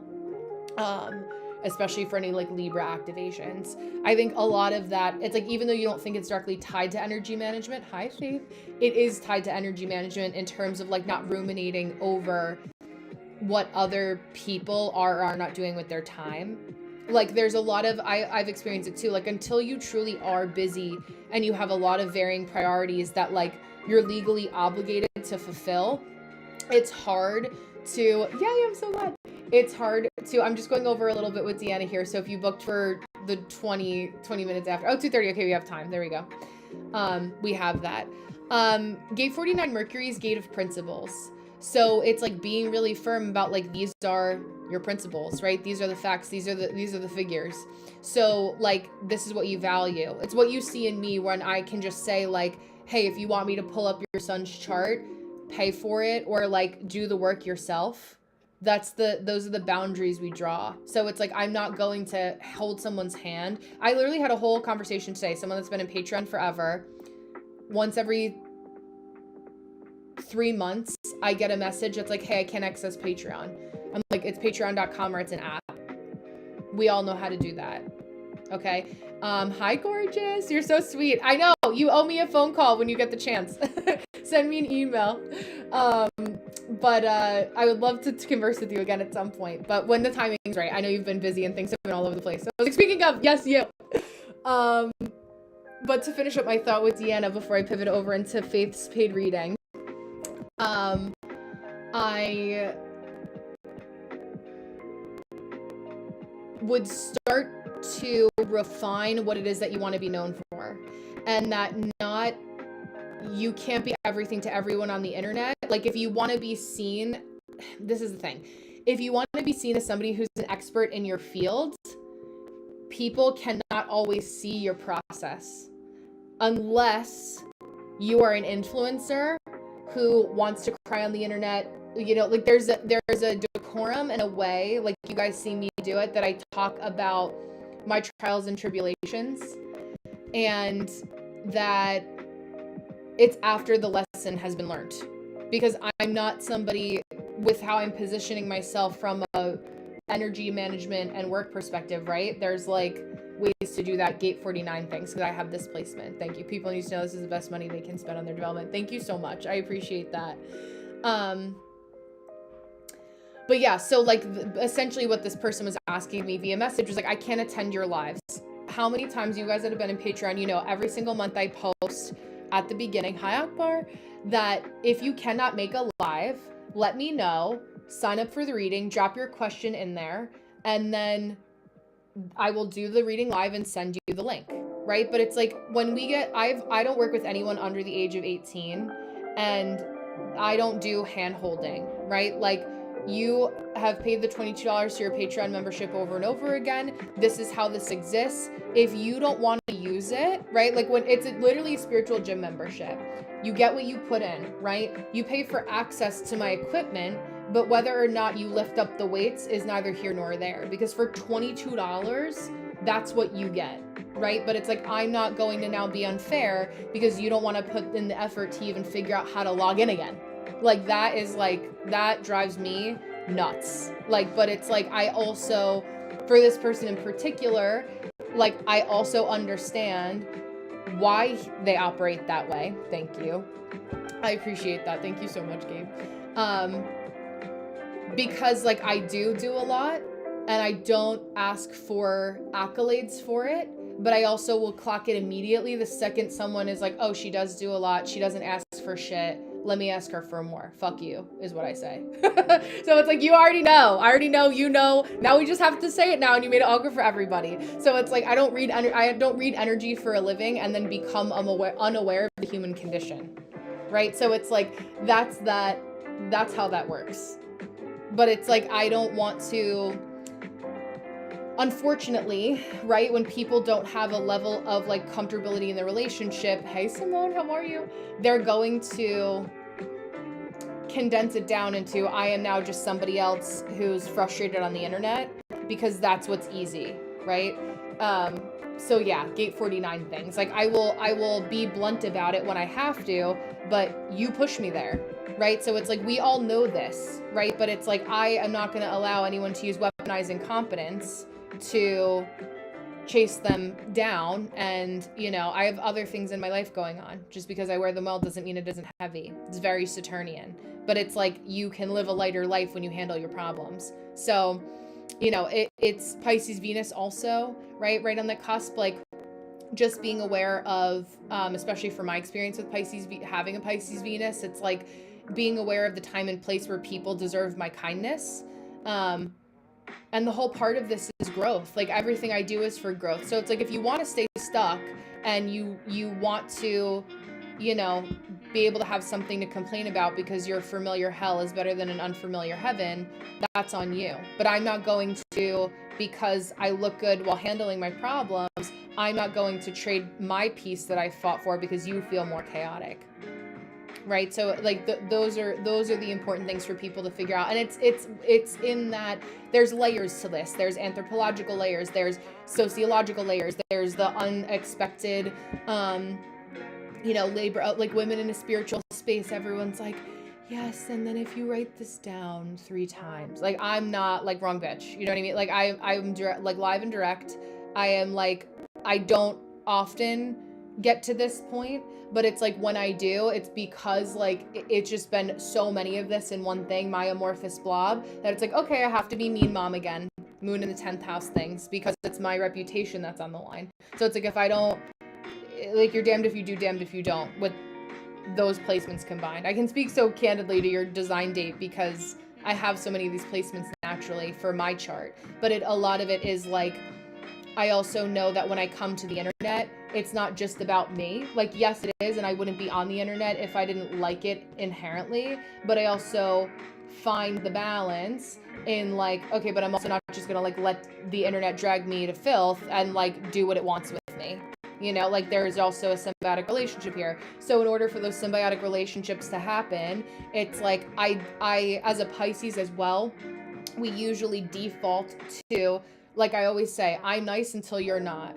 Once you push past a boundary, and especially when it's when someone tries to be sneaky about it, like, just say what you want, right? Like, if you want something from me, ask, but I'm also allowed to say no. But it's the sneaky that I don't do. So exactly, like, if you want something and you didn't ask me in exactly the words that you wanted, and you get mad when I say no, or I ask what you're asking about, you can't get mad. And I also take that. Like, if I didn't say something clearly and someone gets frustrated with me, I'm like, okay, where was the miscommunication? Now I'm going to clarify my words, right? But it's like, there's a lot of things that I say in directness and sometimes with edge that like are for the sake of simplicity and getting to the point, because I don't care, gate 28 things, to like take the time for the fluff. Because that's what's authentic to me. Has that cost me business? Yes, but never business with the wrong people. Never business with people that weren't going to be a thorn in my side. I didn't become self-employed to make money, to be agitated by people that are clients of mine. Then I could have just stayed. I would be working in, you know, director of some label or something I could have done in New York City for talent management and gone back to that life, but I didn't want to do that. So it's like, there's always sacrifices you have to make, but you have to be willing to make those sacrifices intentionally and understand that you can act whatever way you want in business, in life, but you can't be responsible for what people's reactions are, right? Like you can't control what their reactions are to whatever it is that they do with your reaction. So I can have a boundary, but I'm also like not going to, what's the word? I lost it because I'm pivoting over into Faith's energy right now as I pull up her chart. I just wanted to make sure that I have this here. Okay.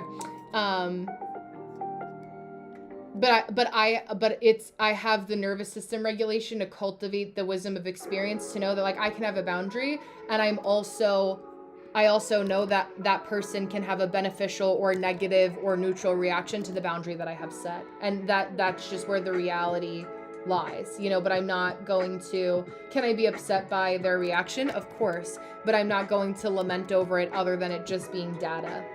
And that's like, I feel that I've really cultivated a good balance in lessons of Pisces and Faith, I'm just bringing up your chart now, and lessons of being, understanding of the human condition, but also detached enough to still also not like dissolve into the experience of whoever else is in front of me only, like still be autonomous, but also like without the enmeshment piece. So that's important too, especially doing work like this. It's really easy to see somebody. Yeah, absolutely. Absolutely. I love that. Yeah. Shadow work. We always do it. We always need to do it. It's so helpful. Let me see. Okay. There we go. Okay, so Faith, I have your chart up here. So thank you, Deanna, for your question. I'm excited. Okay, so guidance for the next 3 to 6 months. So these are the types of questions that are hard for me to answer live, and this is for multiple different reasons. So in order for me to give you the reading that I would think of that would be good for this, Faith, right? Like I have to run multiple charts. So because this is only, again, this is boundaries in real time, because this is only, you want data that can be incredibly involved for the next 3 to 6 months, but you've only paid $15 10 minutes, right? This, and I'm not saying this with like an edge to it, it's just like this is exactly what I'm talking about in real time. So like I will default to telling you, going back to the basics of things that I know that you can use for 3 to 6 months, because we're not taking a look at the fact that the moon changes every 2.5 days, changes constellations. We're not looking about, like, you know, there's Mercury's moving into Cancer. We have Jupiter and Leo. I can talk about those bigger transits, but that leads me to believe automatically that your Scorpio wants too much control. Right? So like there is data in the question, which there always is in and of itself, right? Where we could say, okay, I'm just writing down the time so that I can send you back this recording. But like, and we have Sun Moon Synastry because I have gate 44 as part of my Scorpio stellium. So it's like when I'm trying to control the next 3 to 6 months of my life, right? Because I feel out of control, that means that the control comes with leaning into the lack of consistency and the rigidness. And a lot of this has to do with how we're feeling all collectively affected by Uranus and Gemini. So, figuring out, right? Because gate 44, your sun sign, is the fear of the past repeating itself. So this leads me to believe that part of the reason for your booking is there being something else that you feel is coming in the next 3 to 6 months that you really don't want to repeat again. Or you're like, please don't let this happen like last summer, like the body keeps the score. So we think about what happened this time last year or the year before, you know, things along those lines. And we're like, okay, what can we do to prevent this? So when we have like triggers like that, where it's like, okay, there's something big coming up or something I'm excited about, I don't want to lose this opportunity because I lost other opportunities. It could be good things. It doesn't have to be bad things, or we don't have to operate from a place of fear. We could say, okay, what's the thing that's triggering me for wanting or needing that much ahead of time? Because the reality is that we all have free will, and so do other people. I feel like that's the big theme of conversation today for our readings, is like not allowing free will to exist on a planet where we're incarnated with other humans, where a human condition is having free will, where humans can do whatever they want, ourselves included, which is kind of overwhelming. When like Scorpio, we're fixed water. So like we love to be water, we love to be free, but when we can see a shoreline, but when we have a boundary to the shore, when the water is contained to a bottle, things along those lines. So there's a lot of mutability, right, that's happening with Uranus in Aquarius, that's like, or excuse me, Uranus in Gemini, that's like, I'm not comfortable, this is changing. But this is where it's incredibly important when things like this change so much to become very self-aware and go back to the basics of understanding, like, what is it that you value? What is it that you're prioritizing?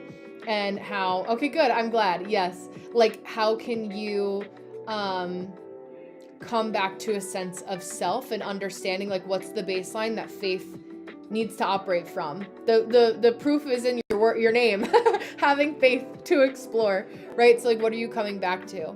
So if we're exploring patterning, right? Yes, we have fear of the past repeating itself with your sun conjunct your Venus, but the beneficial aspect of that is like pattern recognition. What are exciting patterns that you're recognizing?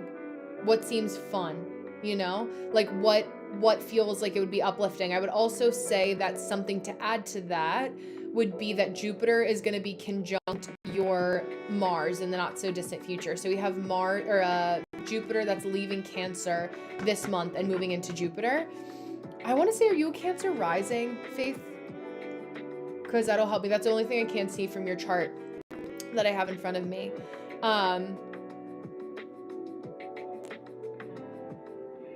But yeah, I would also think about tempering, like really getting to know yourself and what you can say yes to. This almost operates like gate 29, and then making sure that you're not burning yourself out, because your Mars is detrimented in Leo in the line of the it's like authoritative Pisces rising. Okay, yes. Trying to have too much control. Like that's like the detrimented natally aspect of your Mars in Leo. So when you have Jupiter that's going to be transiting there, it's like knowing the time and place to take control or to be a leader. I would say with Pisces rising too, like making sure that there's no enmeshment that happens there, or like, okay, well, I'll give people some when I see you too. I'll be like 2 minutes over to finish face 10 minutes.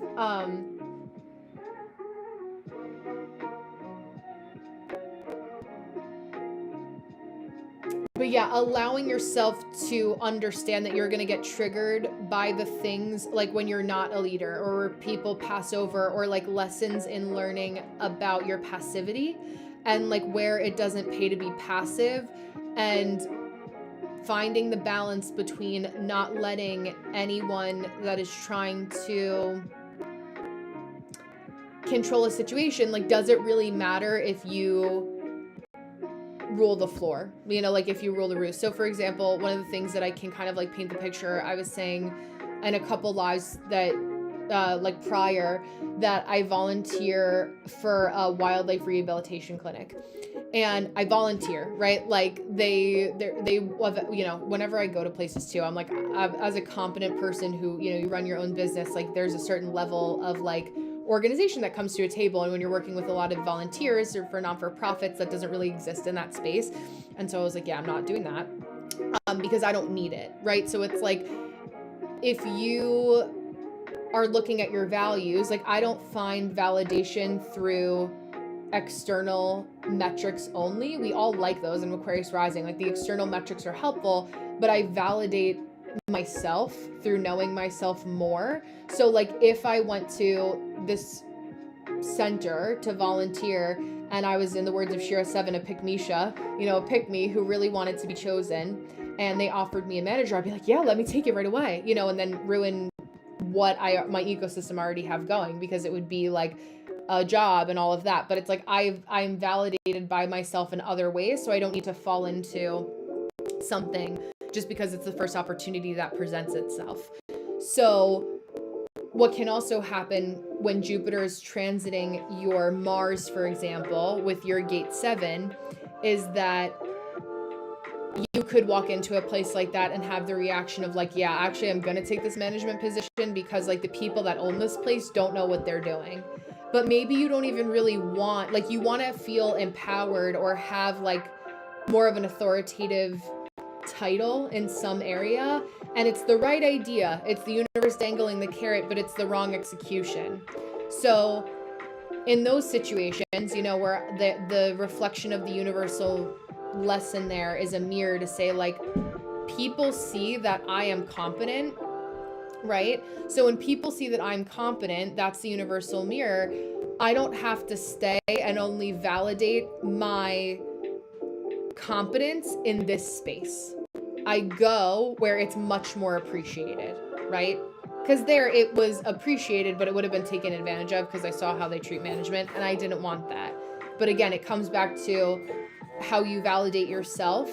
And in this time where it's going to be, because Jupiter's an amplifier, it brings a lot of luck, but it also turns up the dial on things that are working well or things that aren't comfortable. So, you know, me looking at this, our shared Scorpio and like all of those kinds of things where it's like, things are going well, what's going to happen? I'm like, let's sit there for a minute, you know, and say like, what are the things that we're recognizing with the pattern?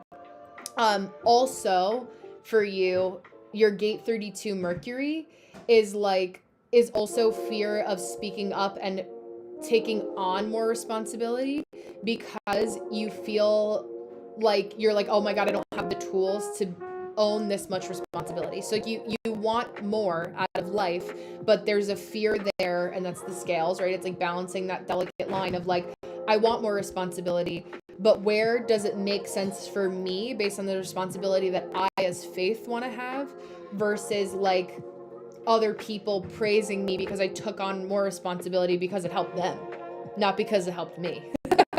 So it's like that type of balance, and like those can be those amplifiers that happen. However, you know, beneficial aspects are going to be like you have more energy to do what you want to do and go after what you want to go after, which is a really great blessing for Pisces placements because we always feel sleepy. Like I slept until 10:30 today because I needed my extra sleep. I was up later, couldn't fall asleep at night because I had coffee too late. You know, feeling like you can actually have the tools or the extra little energetic luck to say like, okay, let me make sure that this is working well. But it's like, it's twofold, right? It brings more, but like, how do you kind of have your systems in place to make sure that you can handle the more when the more happens, when you get more? So it's lessons in receptivity, in balancing those Libra scales. You're going to have to communicate where you want more balance. The Piscean in us is always trying to find that balance. Where is this person asking with our conversations today? Is this person asking because they are intentionally trying to pull the wool over my eyes and like get more out of me? Or is this person asking because they truly don't know better? And even though I'm annoyed that I have to teach them, like I'm going to respectfully teach them anyway, because the heart of their ask isn't intentionally rude. And sometimes it takes time in studying people to be able to understand like who are the people that, you know, use weaponized incompetence, you know, and things along those lines. But you have to figure out like what that balance and that flow is for you. So no, you're fine. I'm glad. It was perfect timing because I just wanted to finish. I was a few minutes over, so I wanted to finish Faith's reading here too. So it's good that it's been good, and there will always be more good, Faith. It's a matter of taking the time right now before Jupiter moves into being conjunct your Mars to understand like what are you actually saying yes to, and don't just take the authoritative position because you know you deserve it. Take the authoritative position or something, or where someone values your authoritarianism or your responsible nature in a space that it's actually appreciated. So I'm excited for you. Simone, can you drop your information again? Because since we haven't had a reading for a while, I don't have it cataloged in order where I could find it very easily. So if you don't mind dropping your birth date, time, and location in the chat, that would be great.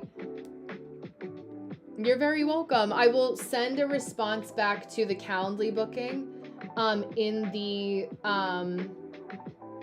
with the link and the timestamp, so you have it back to watch again and again. But I forget when, it's sometime in June in the next coming weeks that Jupiter moves into Leo. Yeah, so now I have to figure out how to get to a DM from without stopping my live. I wonder if you booked with me when I used this.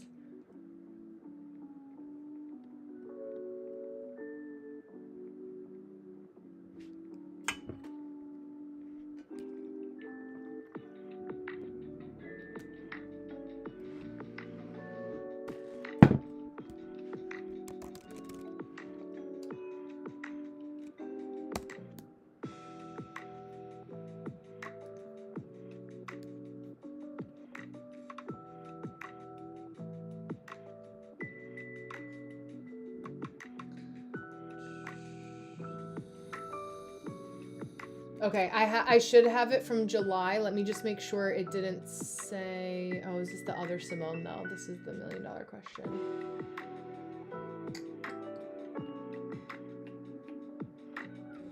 Oh, that was Astro. Are you on February 26th?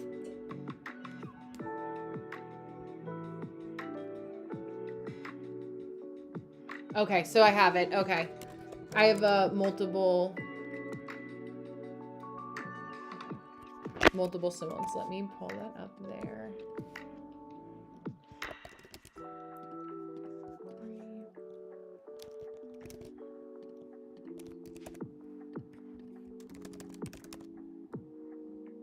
Okay.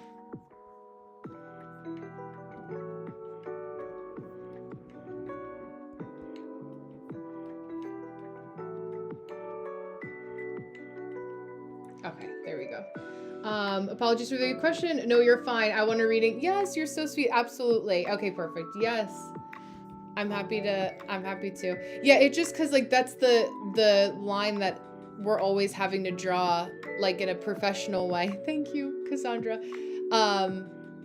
To say like, okay, like I can, in order for me to do a good job, I have to tailor the question to what's appropriate for both of our energy expenditures in the right way. Let me, oh, that's not what I wanted.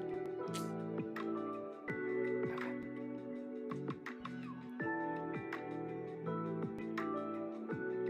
There we go. Okay. I just wanted to drop it down so that it hit a little bit here. Okay. So I am at the 142.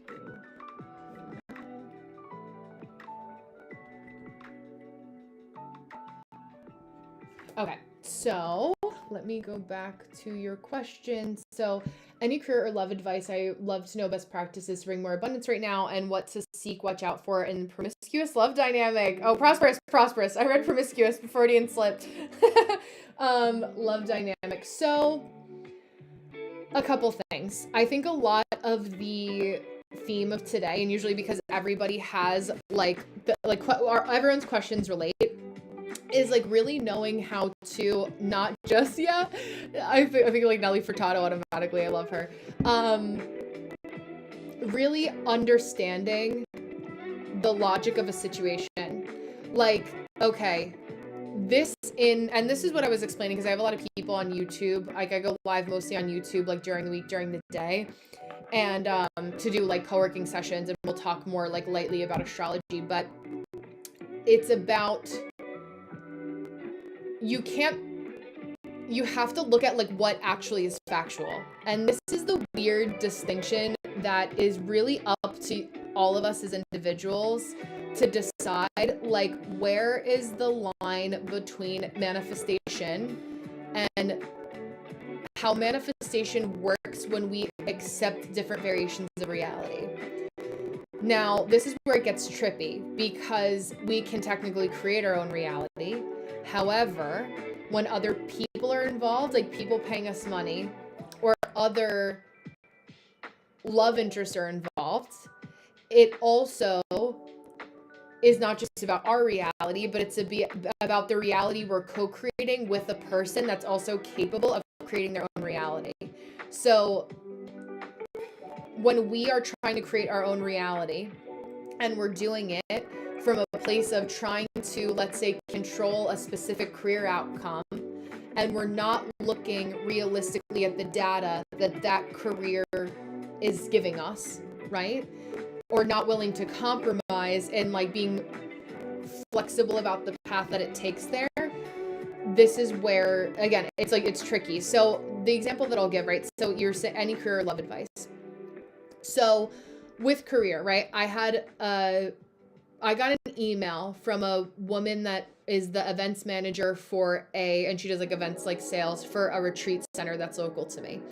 And they found me through my website and like mutual connections. And I got a message that was like, hey, let's book a call, with me. And I was like, okay, like I'm like not like a sleepover person. Like I'm the person that's like, if I'm out with people at 6 until 6 o'clock in the morning, like I will drive myself home so I can wake up in my own bed instead of like staying at somebody else's house, like because I like my things. Like I'm very specific about like where I stay. I don't really like to sleep over somebody else's house unless I'm very close with that person. Like I'd rather book a hotel and us both have our space so that like I have my time to just, Pisces things. Like we have our time in the morning. And so I was like, okay, that's already a little bit of a compromise, but do I need to be somebody in career that's known for doing retreats? It's an option. Let's see how much money it's going to make me, right? If it's good money and I'm talking about like a 10 grand weekend or a week to do something, I'm not going to say no to that. That would be a dumb business decision.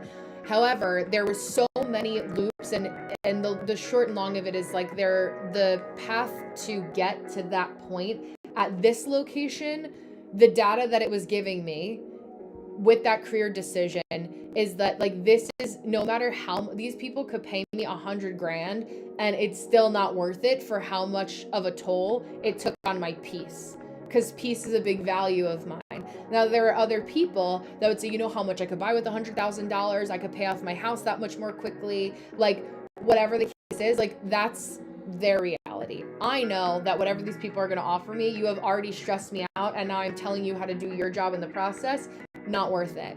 So a lot of what I say this for is because with our Piscean energy, especially with the nodes being on your grounding earth and on your sun in astrology, it's like really understanding like what's the reality. You can create everything you want, you could do everything that you want, but it does take an understanding of the reality of the dynamic that you're co-creating and how to get it through that person. And that's where like you can be firm on your goals, but again, flexible in the path that takes you there. So exactly. You cannot be afraid to just choose one for now. Anybody that's on social media, there are 1,000 different things that I'm more than capable of doing, right? Like I could have a really good accounting business with as a bookkeeper. I could be an events manager for high-end hotels. I could do talent management in New York City. But what I'm doing right now is I was really invested in human design and astrology because I like talking about that every day. But I'm flexible about the way that I maintain my organisms to be open to other possibilities, So if I like tomorrow I have an event that I'm doing in person, and really all of last year, because we got married last year, I was like, I'm not going to do in-person events because the most important event that I'm planning is my wedding, and this is only going to happen once, so I don't want to be like have to be scattered. So I looked at the cycle of the seasons to really understand like what is the data.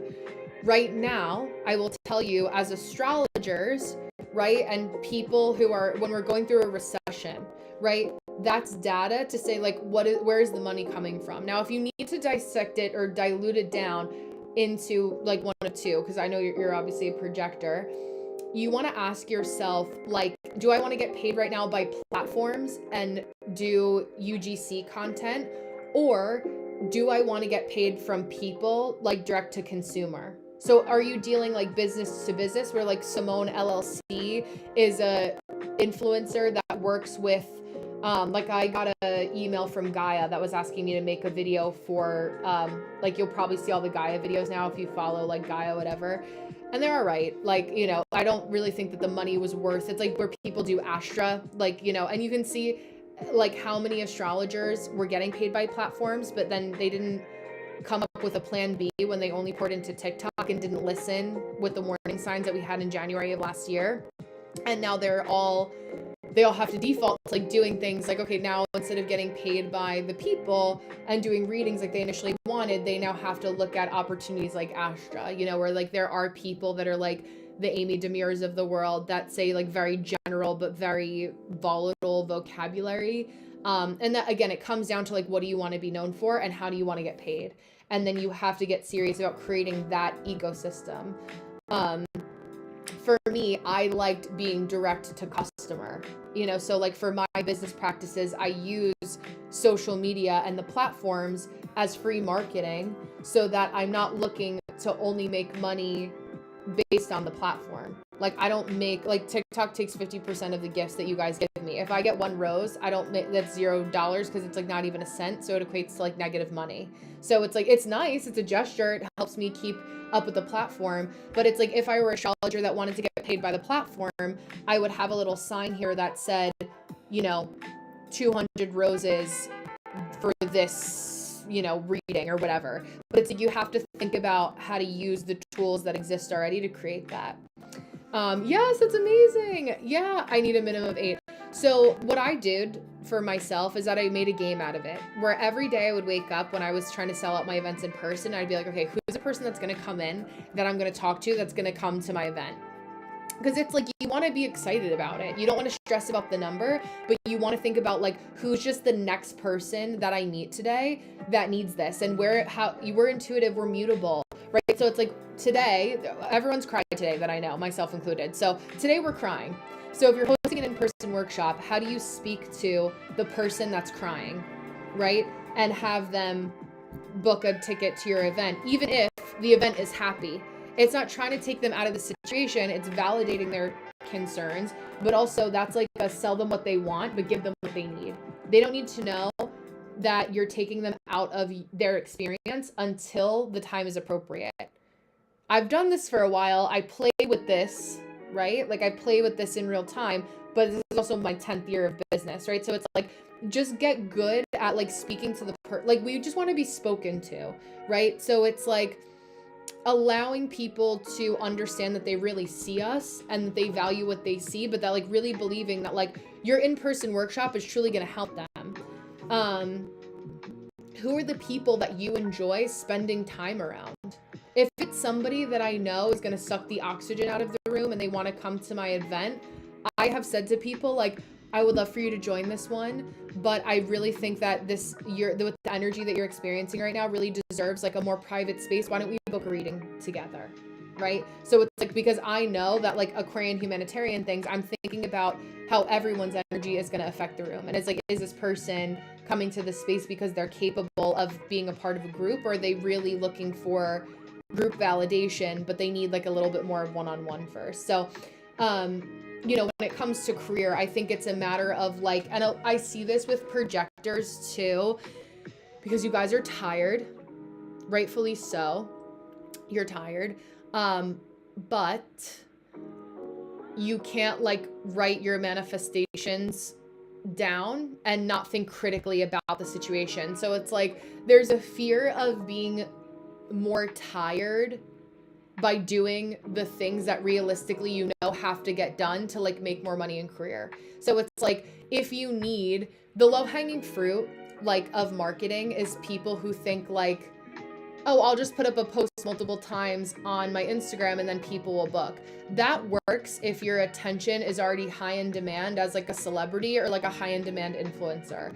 But it's like, if you are somebody who's not high in demand and you're creating a demand, which is business 101, you really need to work on your like one-on-one. You're 4/6 also. So it's like you don't have a 1 line or a 3 line, but it operates very similarly, where it's like you really have to focus on connecting.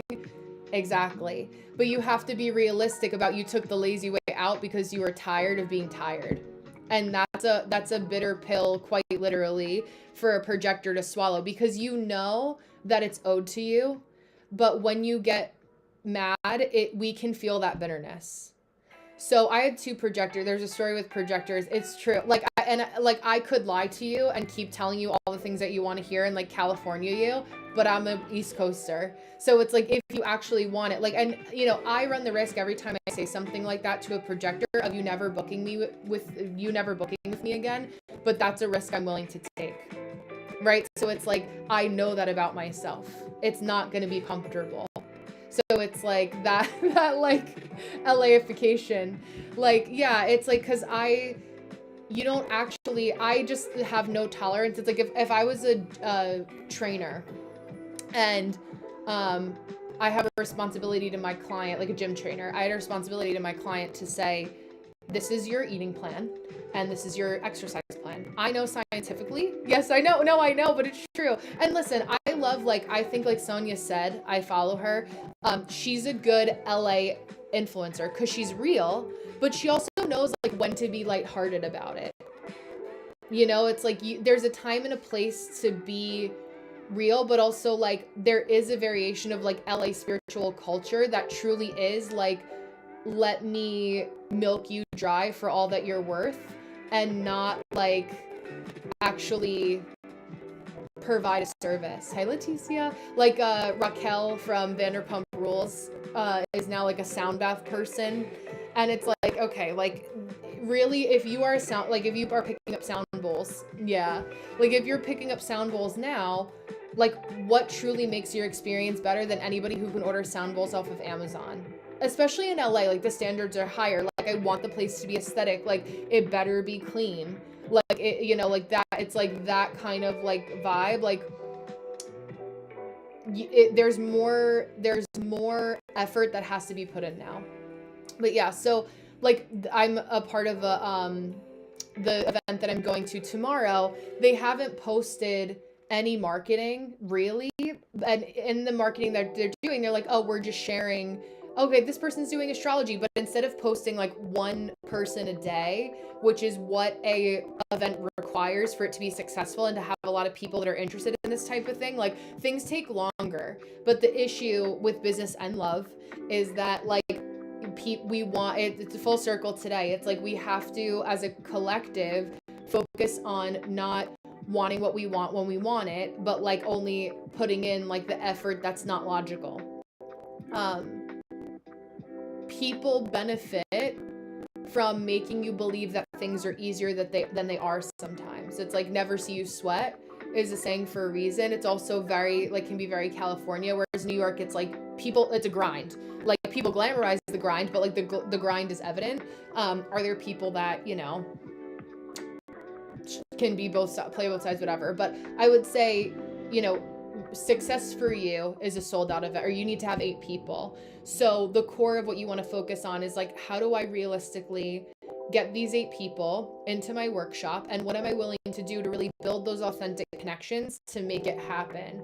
And those authentic connections can also be transactional. Like you can have somebody that comes in there to get to your 8 and like they just live in the ecosystem of that one event. They don't have to book a mentorship with you or whatever else it is that you're selling. But it's like it's that we're redefining the rules of business. Whereas like you know, I think about the multi-level marketing schemes and how it was like, how much shampoo can I buy from you? And it's like a lot of those types of women also graduated towards the spiritual space. So we're unmucking that Pluto and Aquarius things. So yeah, and I think that's like you also being realistic about where you're at. So for me, I was not somebody that quit my day job before I knew and had multiple months and saving for a rainy day fund of knowing that like I could have this as my only business. But I didn't I remember somebody asking me at a networking event, they were like, is like, before I had left, I was like, is this all like, that's your full-time job? And it's like people somehow like ask you that, like making it like you can, it's an all or nothing situation, right? So if you know that you're somebody who lives in survival mode, then like you get a job also on the side that allows you to just detach from being what it is and say like, this is truly just for money. So, because my main priority is my thing that's going on. So grind, right, is also, you can redefine it, and like effort, you know, changing it into like, there's a grind, but there's also like putting effort into what needs to be done and just taking one thing at a time. I think where projectors can get overwhelmed is like you can see Z, but you don't allow yourself to indulge in all of the intricacies of A, B, and C in order to get to Z. And that's where it's like I see everything everywhere all at once, and instead of really just focusing on grounding, being where my feet are, which helps with consistency, right? It's like I'm so worried about where I'm going that I'm not even enjoying the process. Therefore, like, it's creating exhaustion that you've manufactured but doesn't actually exist in the present moment. So it's like the you know, you can have it all, but it's not always at one time. And that's the mind F that has been that technology, I think, has really changed for us too. It's like we can't accept that we can't have somebody else's, you know, overnight success in this moment, and can't understand because that person doesn't seem as competent. I was thinking about this, and I was talking about this in relation to Summer House, which is a show on Bravo, if you're familiar, where like basically all of these like, you know, affluent New Yorkers that are like 30, 40 somethings like go into a house for a summer. It's like popular to go out to Montauk or the Hamptons when you're in Manhattan. And so this last season, because I just finished watching it so I could be caught up on the drama, there's a couple on the show. So the couple that everyone's talking about right now is Amanda Batula and Kyle, her husband. They're divorced now. Spoiler alert, but like everyone knows. So when you're on a show like a reality TV show, when you have that level of exposure, the first next smart business decision is to create a product that people can buy. Rachel Zoe was just talking about this, because then you can have like equity in the product where like you can only sell so many hours of your time, but you cannot, like, your product is theoretically unlimited, right? So it's like when you get that exposure. So they as a couple created this beverage called Loverboy. It's like a spiked iced tea. And what comes with that, as somebody who goes on as an influencer on reality TV, as the husband, is like he also became a DJ, because what do people do at night when they're DJing? They drink. He gets more distribution. He gets more exposure. Fans can hang out with him and have close access to him because they already know all of his business online. So there's like a feeling that's like the parasocial relationships that people talk about. But the gripe that his wife had, who knows if it's manufactured or not, now ex-wife, is that we went in on this alcohol company together. The alcohol business, the beverage distribution business, is not an easy one, and you need to prove to your manufacturer that you have numbers to follow up with the data. So the gripe and part of the breakdown of their marriage is Amanda, his wife, saying like, you know, we have this beverage company where most people, you know, Amanda as an individual is somebody that is going to indulge during the day, but most people that are buying things like that are college kids who watch the show that are looking up to somebody that's a little bit older but still feels young enough, and that's who they're marketing towards.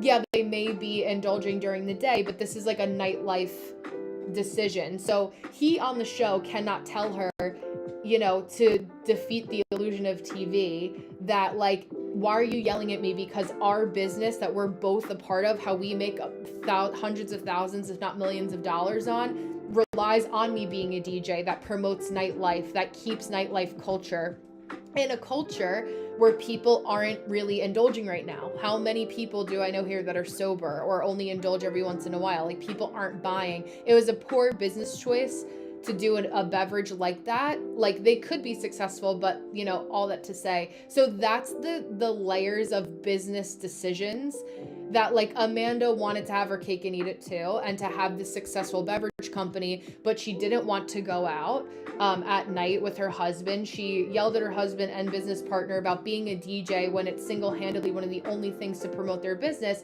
and now she's allegedly creative director. Exactly. So it's like, it's the best way that I could explain, like, she projected onto it that I can have the successful business by just existing as who I am without putting in the effort that a alcoholic beverage company requires me to do. So it's okay that she didn't like it, but then I would say, okay, you have to create a business that is around who you naturally are as a person, or else that will naturally crumble. And maybe been a quick cash grab for now, but it's like, then just accept it as a cash grab for now, not something that you're going to do forever. And both things are, can be okay, because we live in a capitalist society. We all need money. So if you see an opportunity, then you can capitalize it. It's kind of stupid not to. So, saving for a rainy day is also very big. Yeah, put in the work because my success isn't good. It's not. And that's the line of like, that projectors can fall in. It's like, that you want recognition, you deserve that recognition, but it also requires you to, because you are smart. Like, that's the thing with projectors. Like, when you guys sit down and think about the reality of strategy, not the strategy you hope to falsely manufacture, not based in reality, like, those are two very different things. And so a lot of what online spiritual culture can promote to keep you stuck in you paying for their business is not teaching you how to think critically about your business at hand. And then we can just put spirituality aside for a second and say, okay, good entrepreneurship is, this is the problem I see, or this is the problem I'm manufacturing. Again, in business, two things should be true, but ethically, this is a problem I see. How is my workshop providing the solution? It's like, how am I talking to people's pain points? What's the reality of the pain that we're all dealing with? I walked down, hey, we all cried today. What are people crying about? But I'm not resentful that people are crying today. You know what I'm saying? So it's like, I'm not going to try to fully take people out of the crying or out of the emotion, but I am going to slowly boundary it in a way that's also respectful of my energy and my time. So point being, really, especially with love too, I was saying this to me earlier, like, being realistic about the person that you have in front of you, and not finding the balance of what you find appropriate for your learning experience of like, what is it that I am doing for work, or who am I dating based on the potential of what I see that it could be versus the reality of what it is. And there's a quote that's been going around about dating somebody for their potential that is about seeing a potential in somebody is really just what you would do if you were in their situation, which is true because you see all of their possibilities, but it's like, you can't crawl into somebody's body and make those decisions for them. And same thing with business, like, you have to make your own business decisions, and entrepreneurship is a game in teaching you how fast you can cycle through the hurdles by being willing to sleep it off and wake up refreshed and try another day to do things differently. I had a client this year that was paying me $3,500 for mentorship, and then decided, when I set a boundary for a free reading I was doing for her, that I because like, she wanted to use that $3,500 as leverage to control me, but that $3,500 was in exchange for what service I provided during that reading.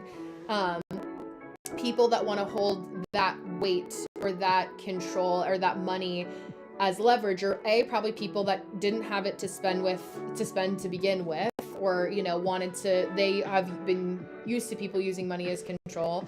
And long story short, I lost that customer. So I was like, okay, like, this is a client that I appreciated, and she made it personal when it didn't have to be that way. But it's like, what is that? I am a save for a rainy day entrepreneur. So, you sell 8 tickets. Are you capable of saving 4? The funds for 4, putting that in an account that's going to grow for you. So those types of things are, that's the reality of business that we also have to be thinking about, because in spiritual spaces like the economy, when people go through a recession, we are arguably, not a necessity. So like, extra workshops and things like that can be helpful, but they need to offer something more than manifest your best life. It's like sitting in, a lot of the buzzwords come around community and authentic community right now too. I always see the potential. I'm just trying to work and honoring what's in front of me. Absolutely. Because you only delay your own gratification in potential. So it's like, okay, I'm going to, like, the best thing I keep saying is like, be where my feet are. What is the data that I'm getting right now? What am I getting out of this? Like, what is this actually trying to tell me? What is the patterning here of this person, of this thing? And I think too, like, the more I focused on business, and when that was going really well, Mercury or Sun conjunct my Venus, that's where, yeah, I'm so glad. Absolutely. Like, you're selling the experience, not just the ticket to the workshop. Like, how is it? Like, it's very like sea siren energy. So like, how does that lean in well to what it is that you have to do? So I can leave you with that for now, so that you can have some more energy to go towards your promo. But I would say, sit in one spot. The best thing that you can do when you're online is repetition of space. You don't need 85 different aesthetic setups. One spot looks good. My basement may be jacked up right now because my husband and my father-in-law are upstairs working on my deck upstairs. They're redoing it. That can be there, but you guys are here, right? I don't need to be worried about what's going on right there. I'm going to film here. The visual consistency in people hearing me, it takes 7 times for somebody to buy something from you, to even know who you are, to even follow you at this point. Like, it's the visual consistency that's required. But I value, as a consumer, also people that are consistent.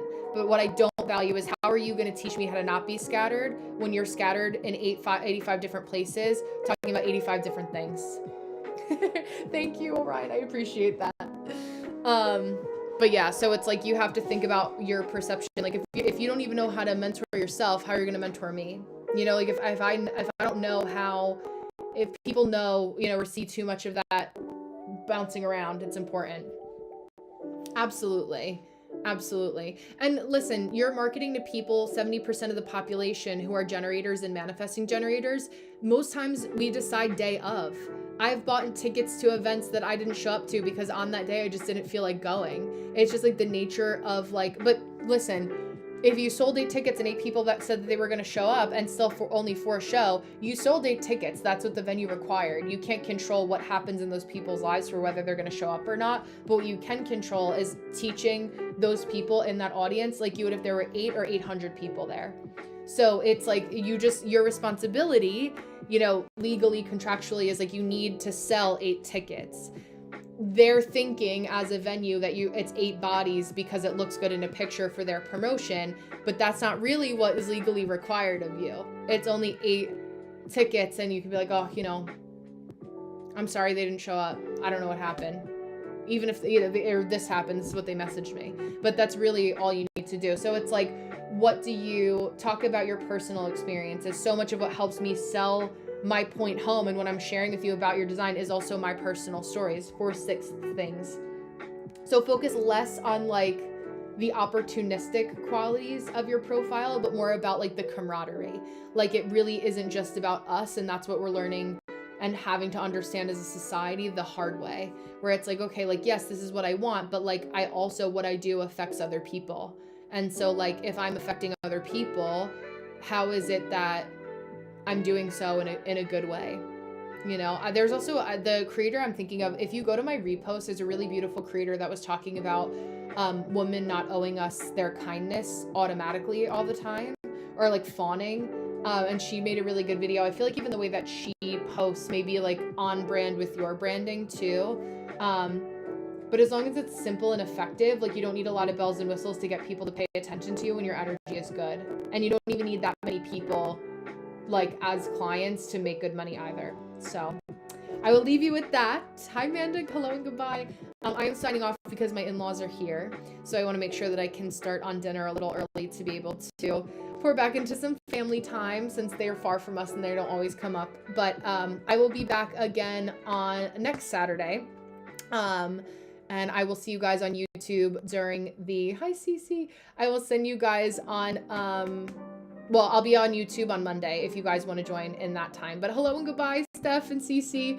Thank you guys so much. I know, wait, did you have any other, I could do like 5 more minutes if you have any other questions, but I've been on, yeah. Oh, you're sweet, thank you. Yeah, I'm on from 1 to like 3 o'clock usually. I went over, you're welcome, Simone. I know you'll have a beautiful event. But yeah, a lot of what we were talking about, cliff notes of the day, which I'm sure you're picking up on as a fellow Piscean, is let me go back and think. Hold on. My brain starts future tripping Aquarius things when I'm like transiting out of something. I'm already like gone even though I'm here. Knowing your worth, which we could say, the deeper core essence of that is really like understanding like what it is that you value, because as things are crazier, like what are you truly in it for?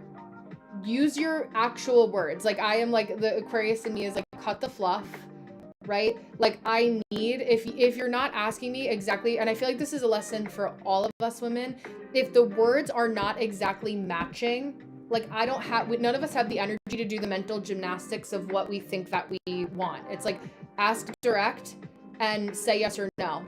Have it be more effective. Uranus in Gemini, Mercury ruled, is very much so like, if you didn't ask me directly and I said no, and you know I misunderstood you, and you knew you could have worded it better to get me to say yes, or you tried to trick me to ask me this question in a specific way, but I said yes and you weren't honest, how do we have an actual relationship? I had somebody that did that, did I do a live with her? I did a workshop with her. I don't know if I did a live with her in the not so distant past.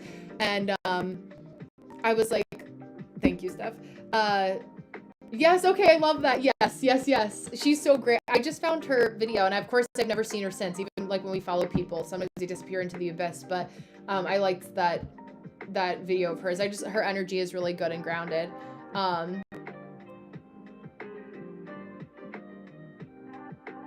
But the phrase I keep going back to is you get what you get and you don't get upset. So it's like, if you live and direct, ask the thing that you want to ask and be okay with being rejected, right? It's like lessons in control around rejection, but it's rejection does not equate to not being valuable. So it's like, if I like, when you ask me, right, Steph, you're like, would you do human design, like whatever, like to the promote, like if I said yes then, but it's been a while, if I say no because it doesn't work for my schedule, I'm not rejecting you. I reject that it doesn't work for my schedule, right? So it's like, now the time has changed. A sacral mangen, I'm going to be ping ponging. Now I know you know this because you're in the field, but it also, two things can be true. It does, like when we're working on lessons of rejection, and us getting rejected does not equate to whether or not we're valuable at the core essence of it. It's like, I can say no and still like you as a person. Exactly. And I, in turn, expect the same thing in return. Someone can say no to me and I don't take that personally, right? Like we have no idea, especially now. I feel like it's very applicable to the job market. When people are applying for jobs and a company rejects you, 99.9% of anyone that's looking at new hires is scattered between 3 different people's workloads worth of work. Like they are also, and now they've been tasked by somebody else to hire somebody. So like, yes, it's AI, yes, that's the recession, but like part of that is also people being scattered. So it's like, if someone said no, it's luck of the draw. So it's a lot of that like what has been coming up, or what I've been noticing, is just like really not taking no or rejection. Like we can say rejection is redirection, but I feel like it deserves more of a conversation than just saying that in a one-liner, for people to really understand and drive the point home of the fact that when I say no, it's not to punish you for being who you are. It's not because I don't like you. It's just like the concept of whatever's happening doesn't work for me. But people would rather have people say yes to them and phone it in than be honest. And that's where we wonder why we try to go in this direction and then we get unhappy doing what we love, because we're compromising and no one's being honest or with each other. So it's like the full circle too today as well was people being offended by authentic communication.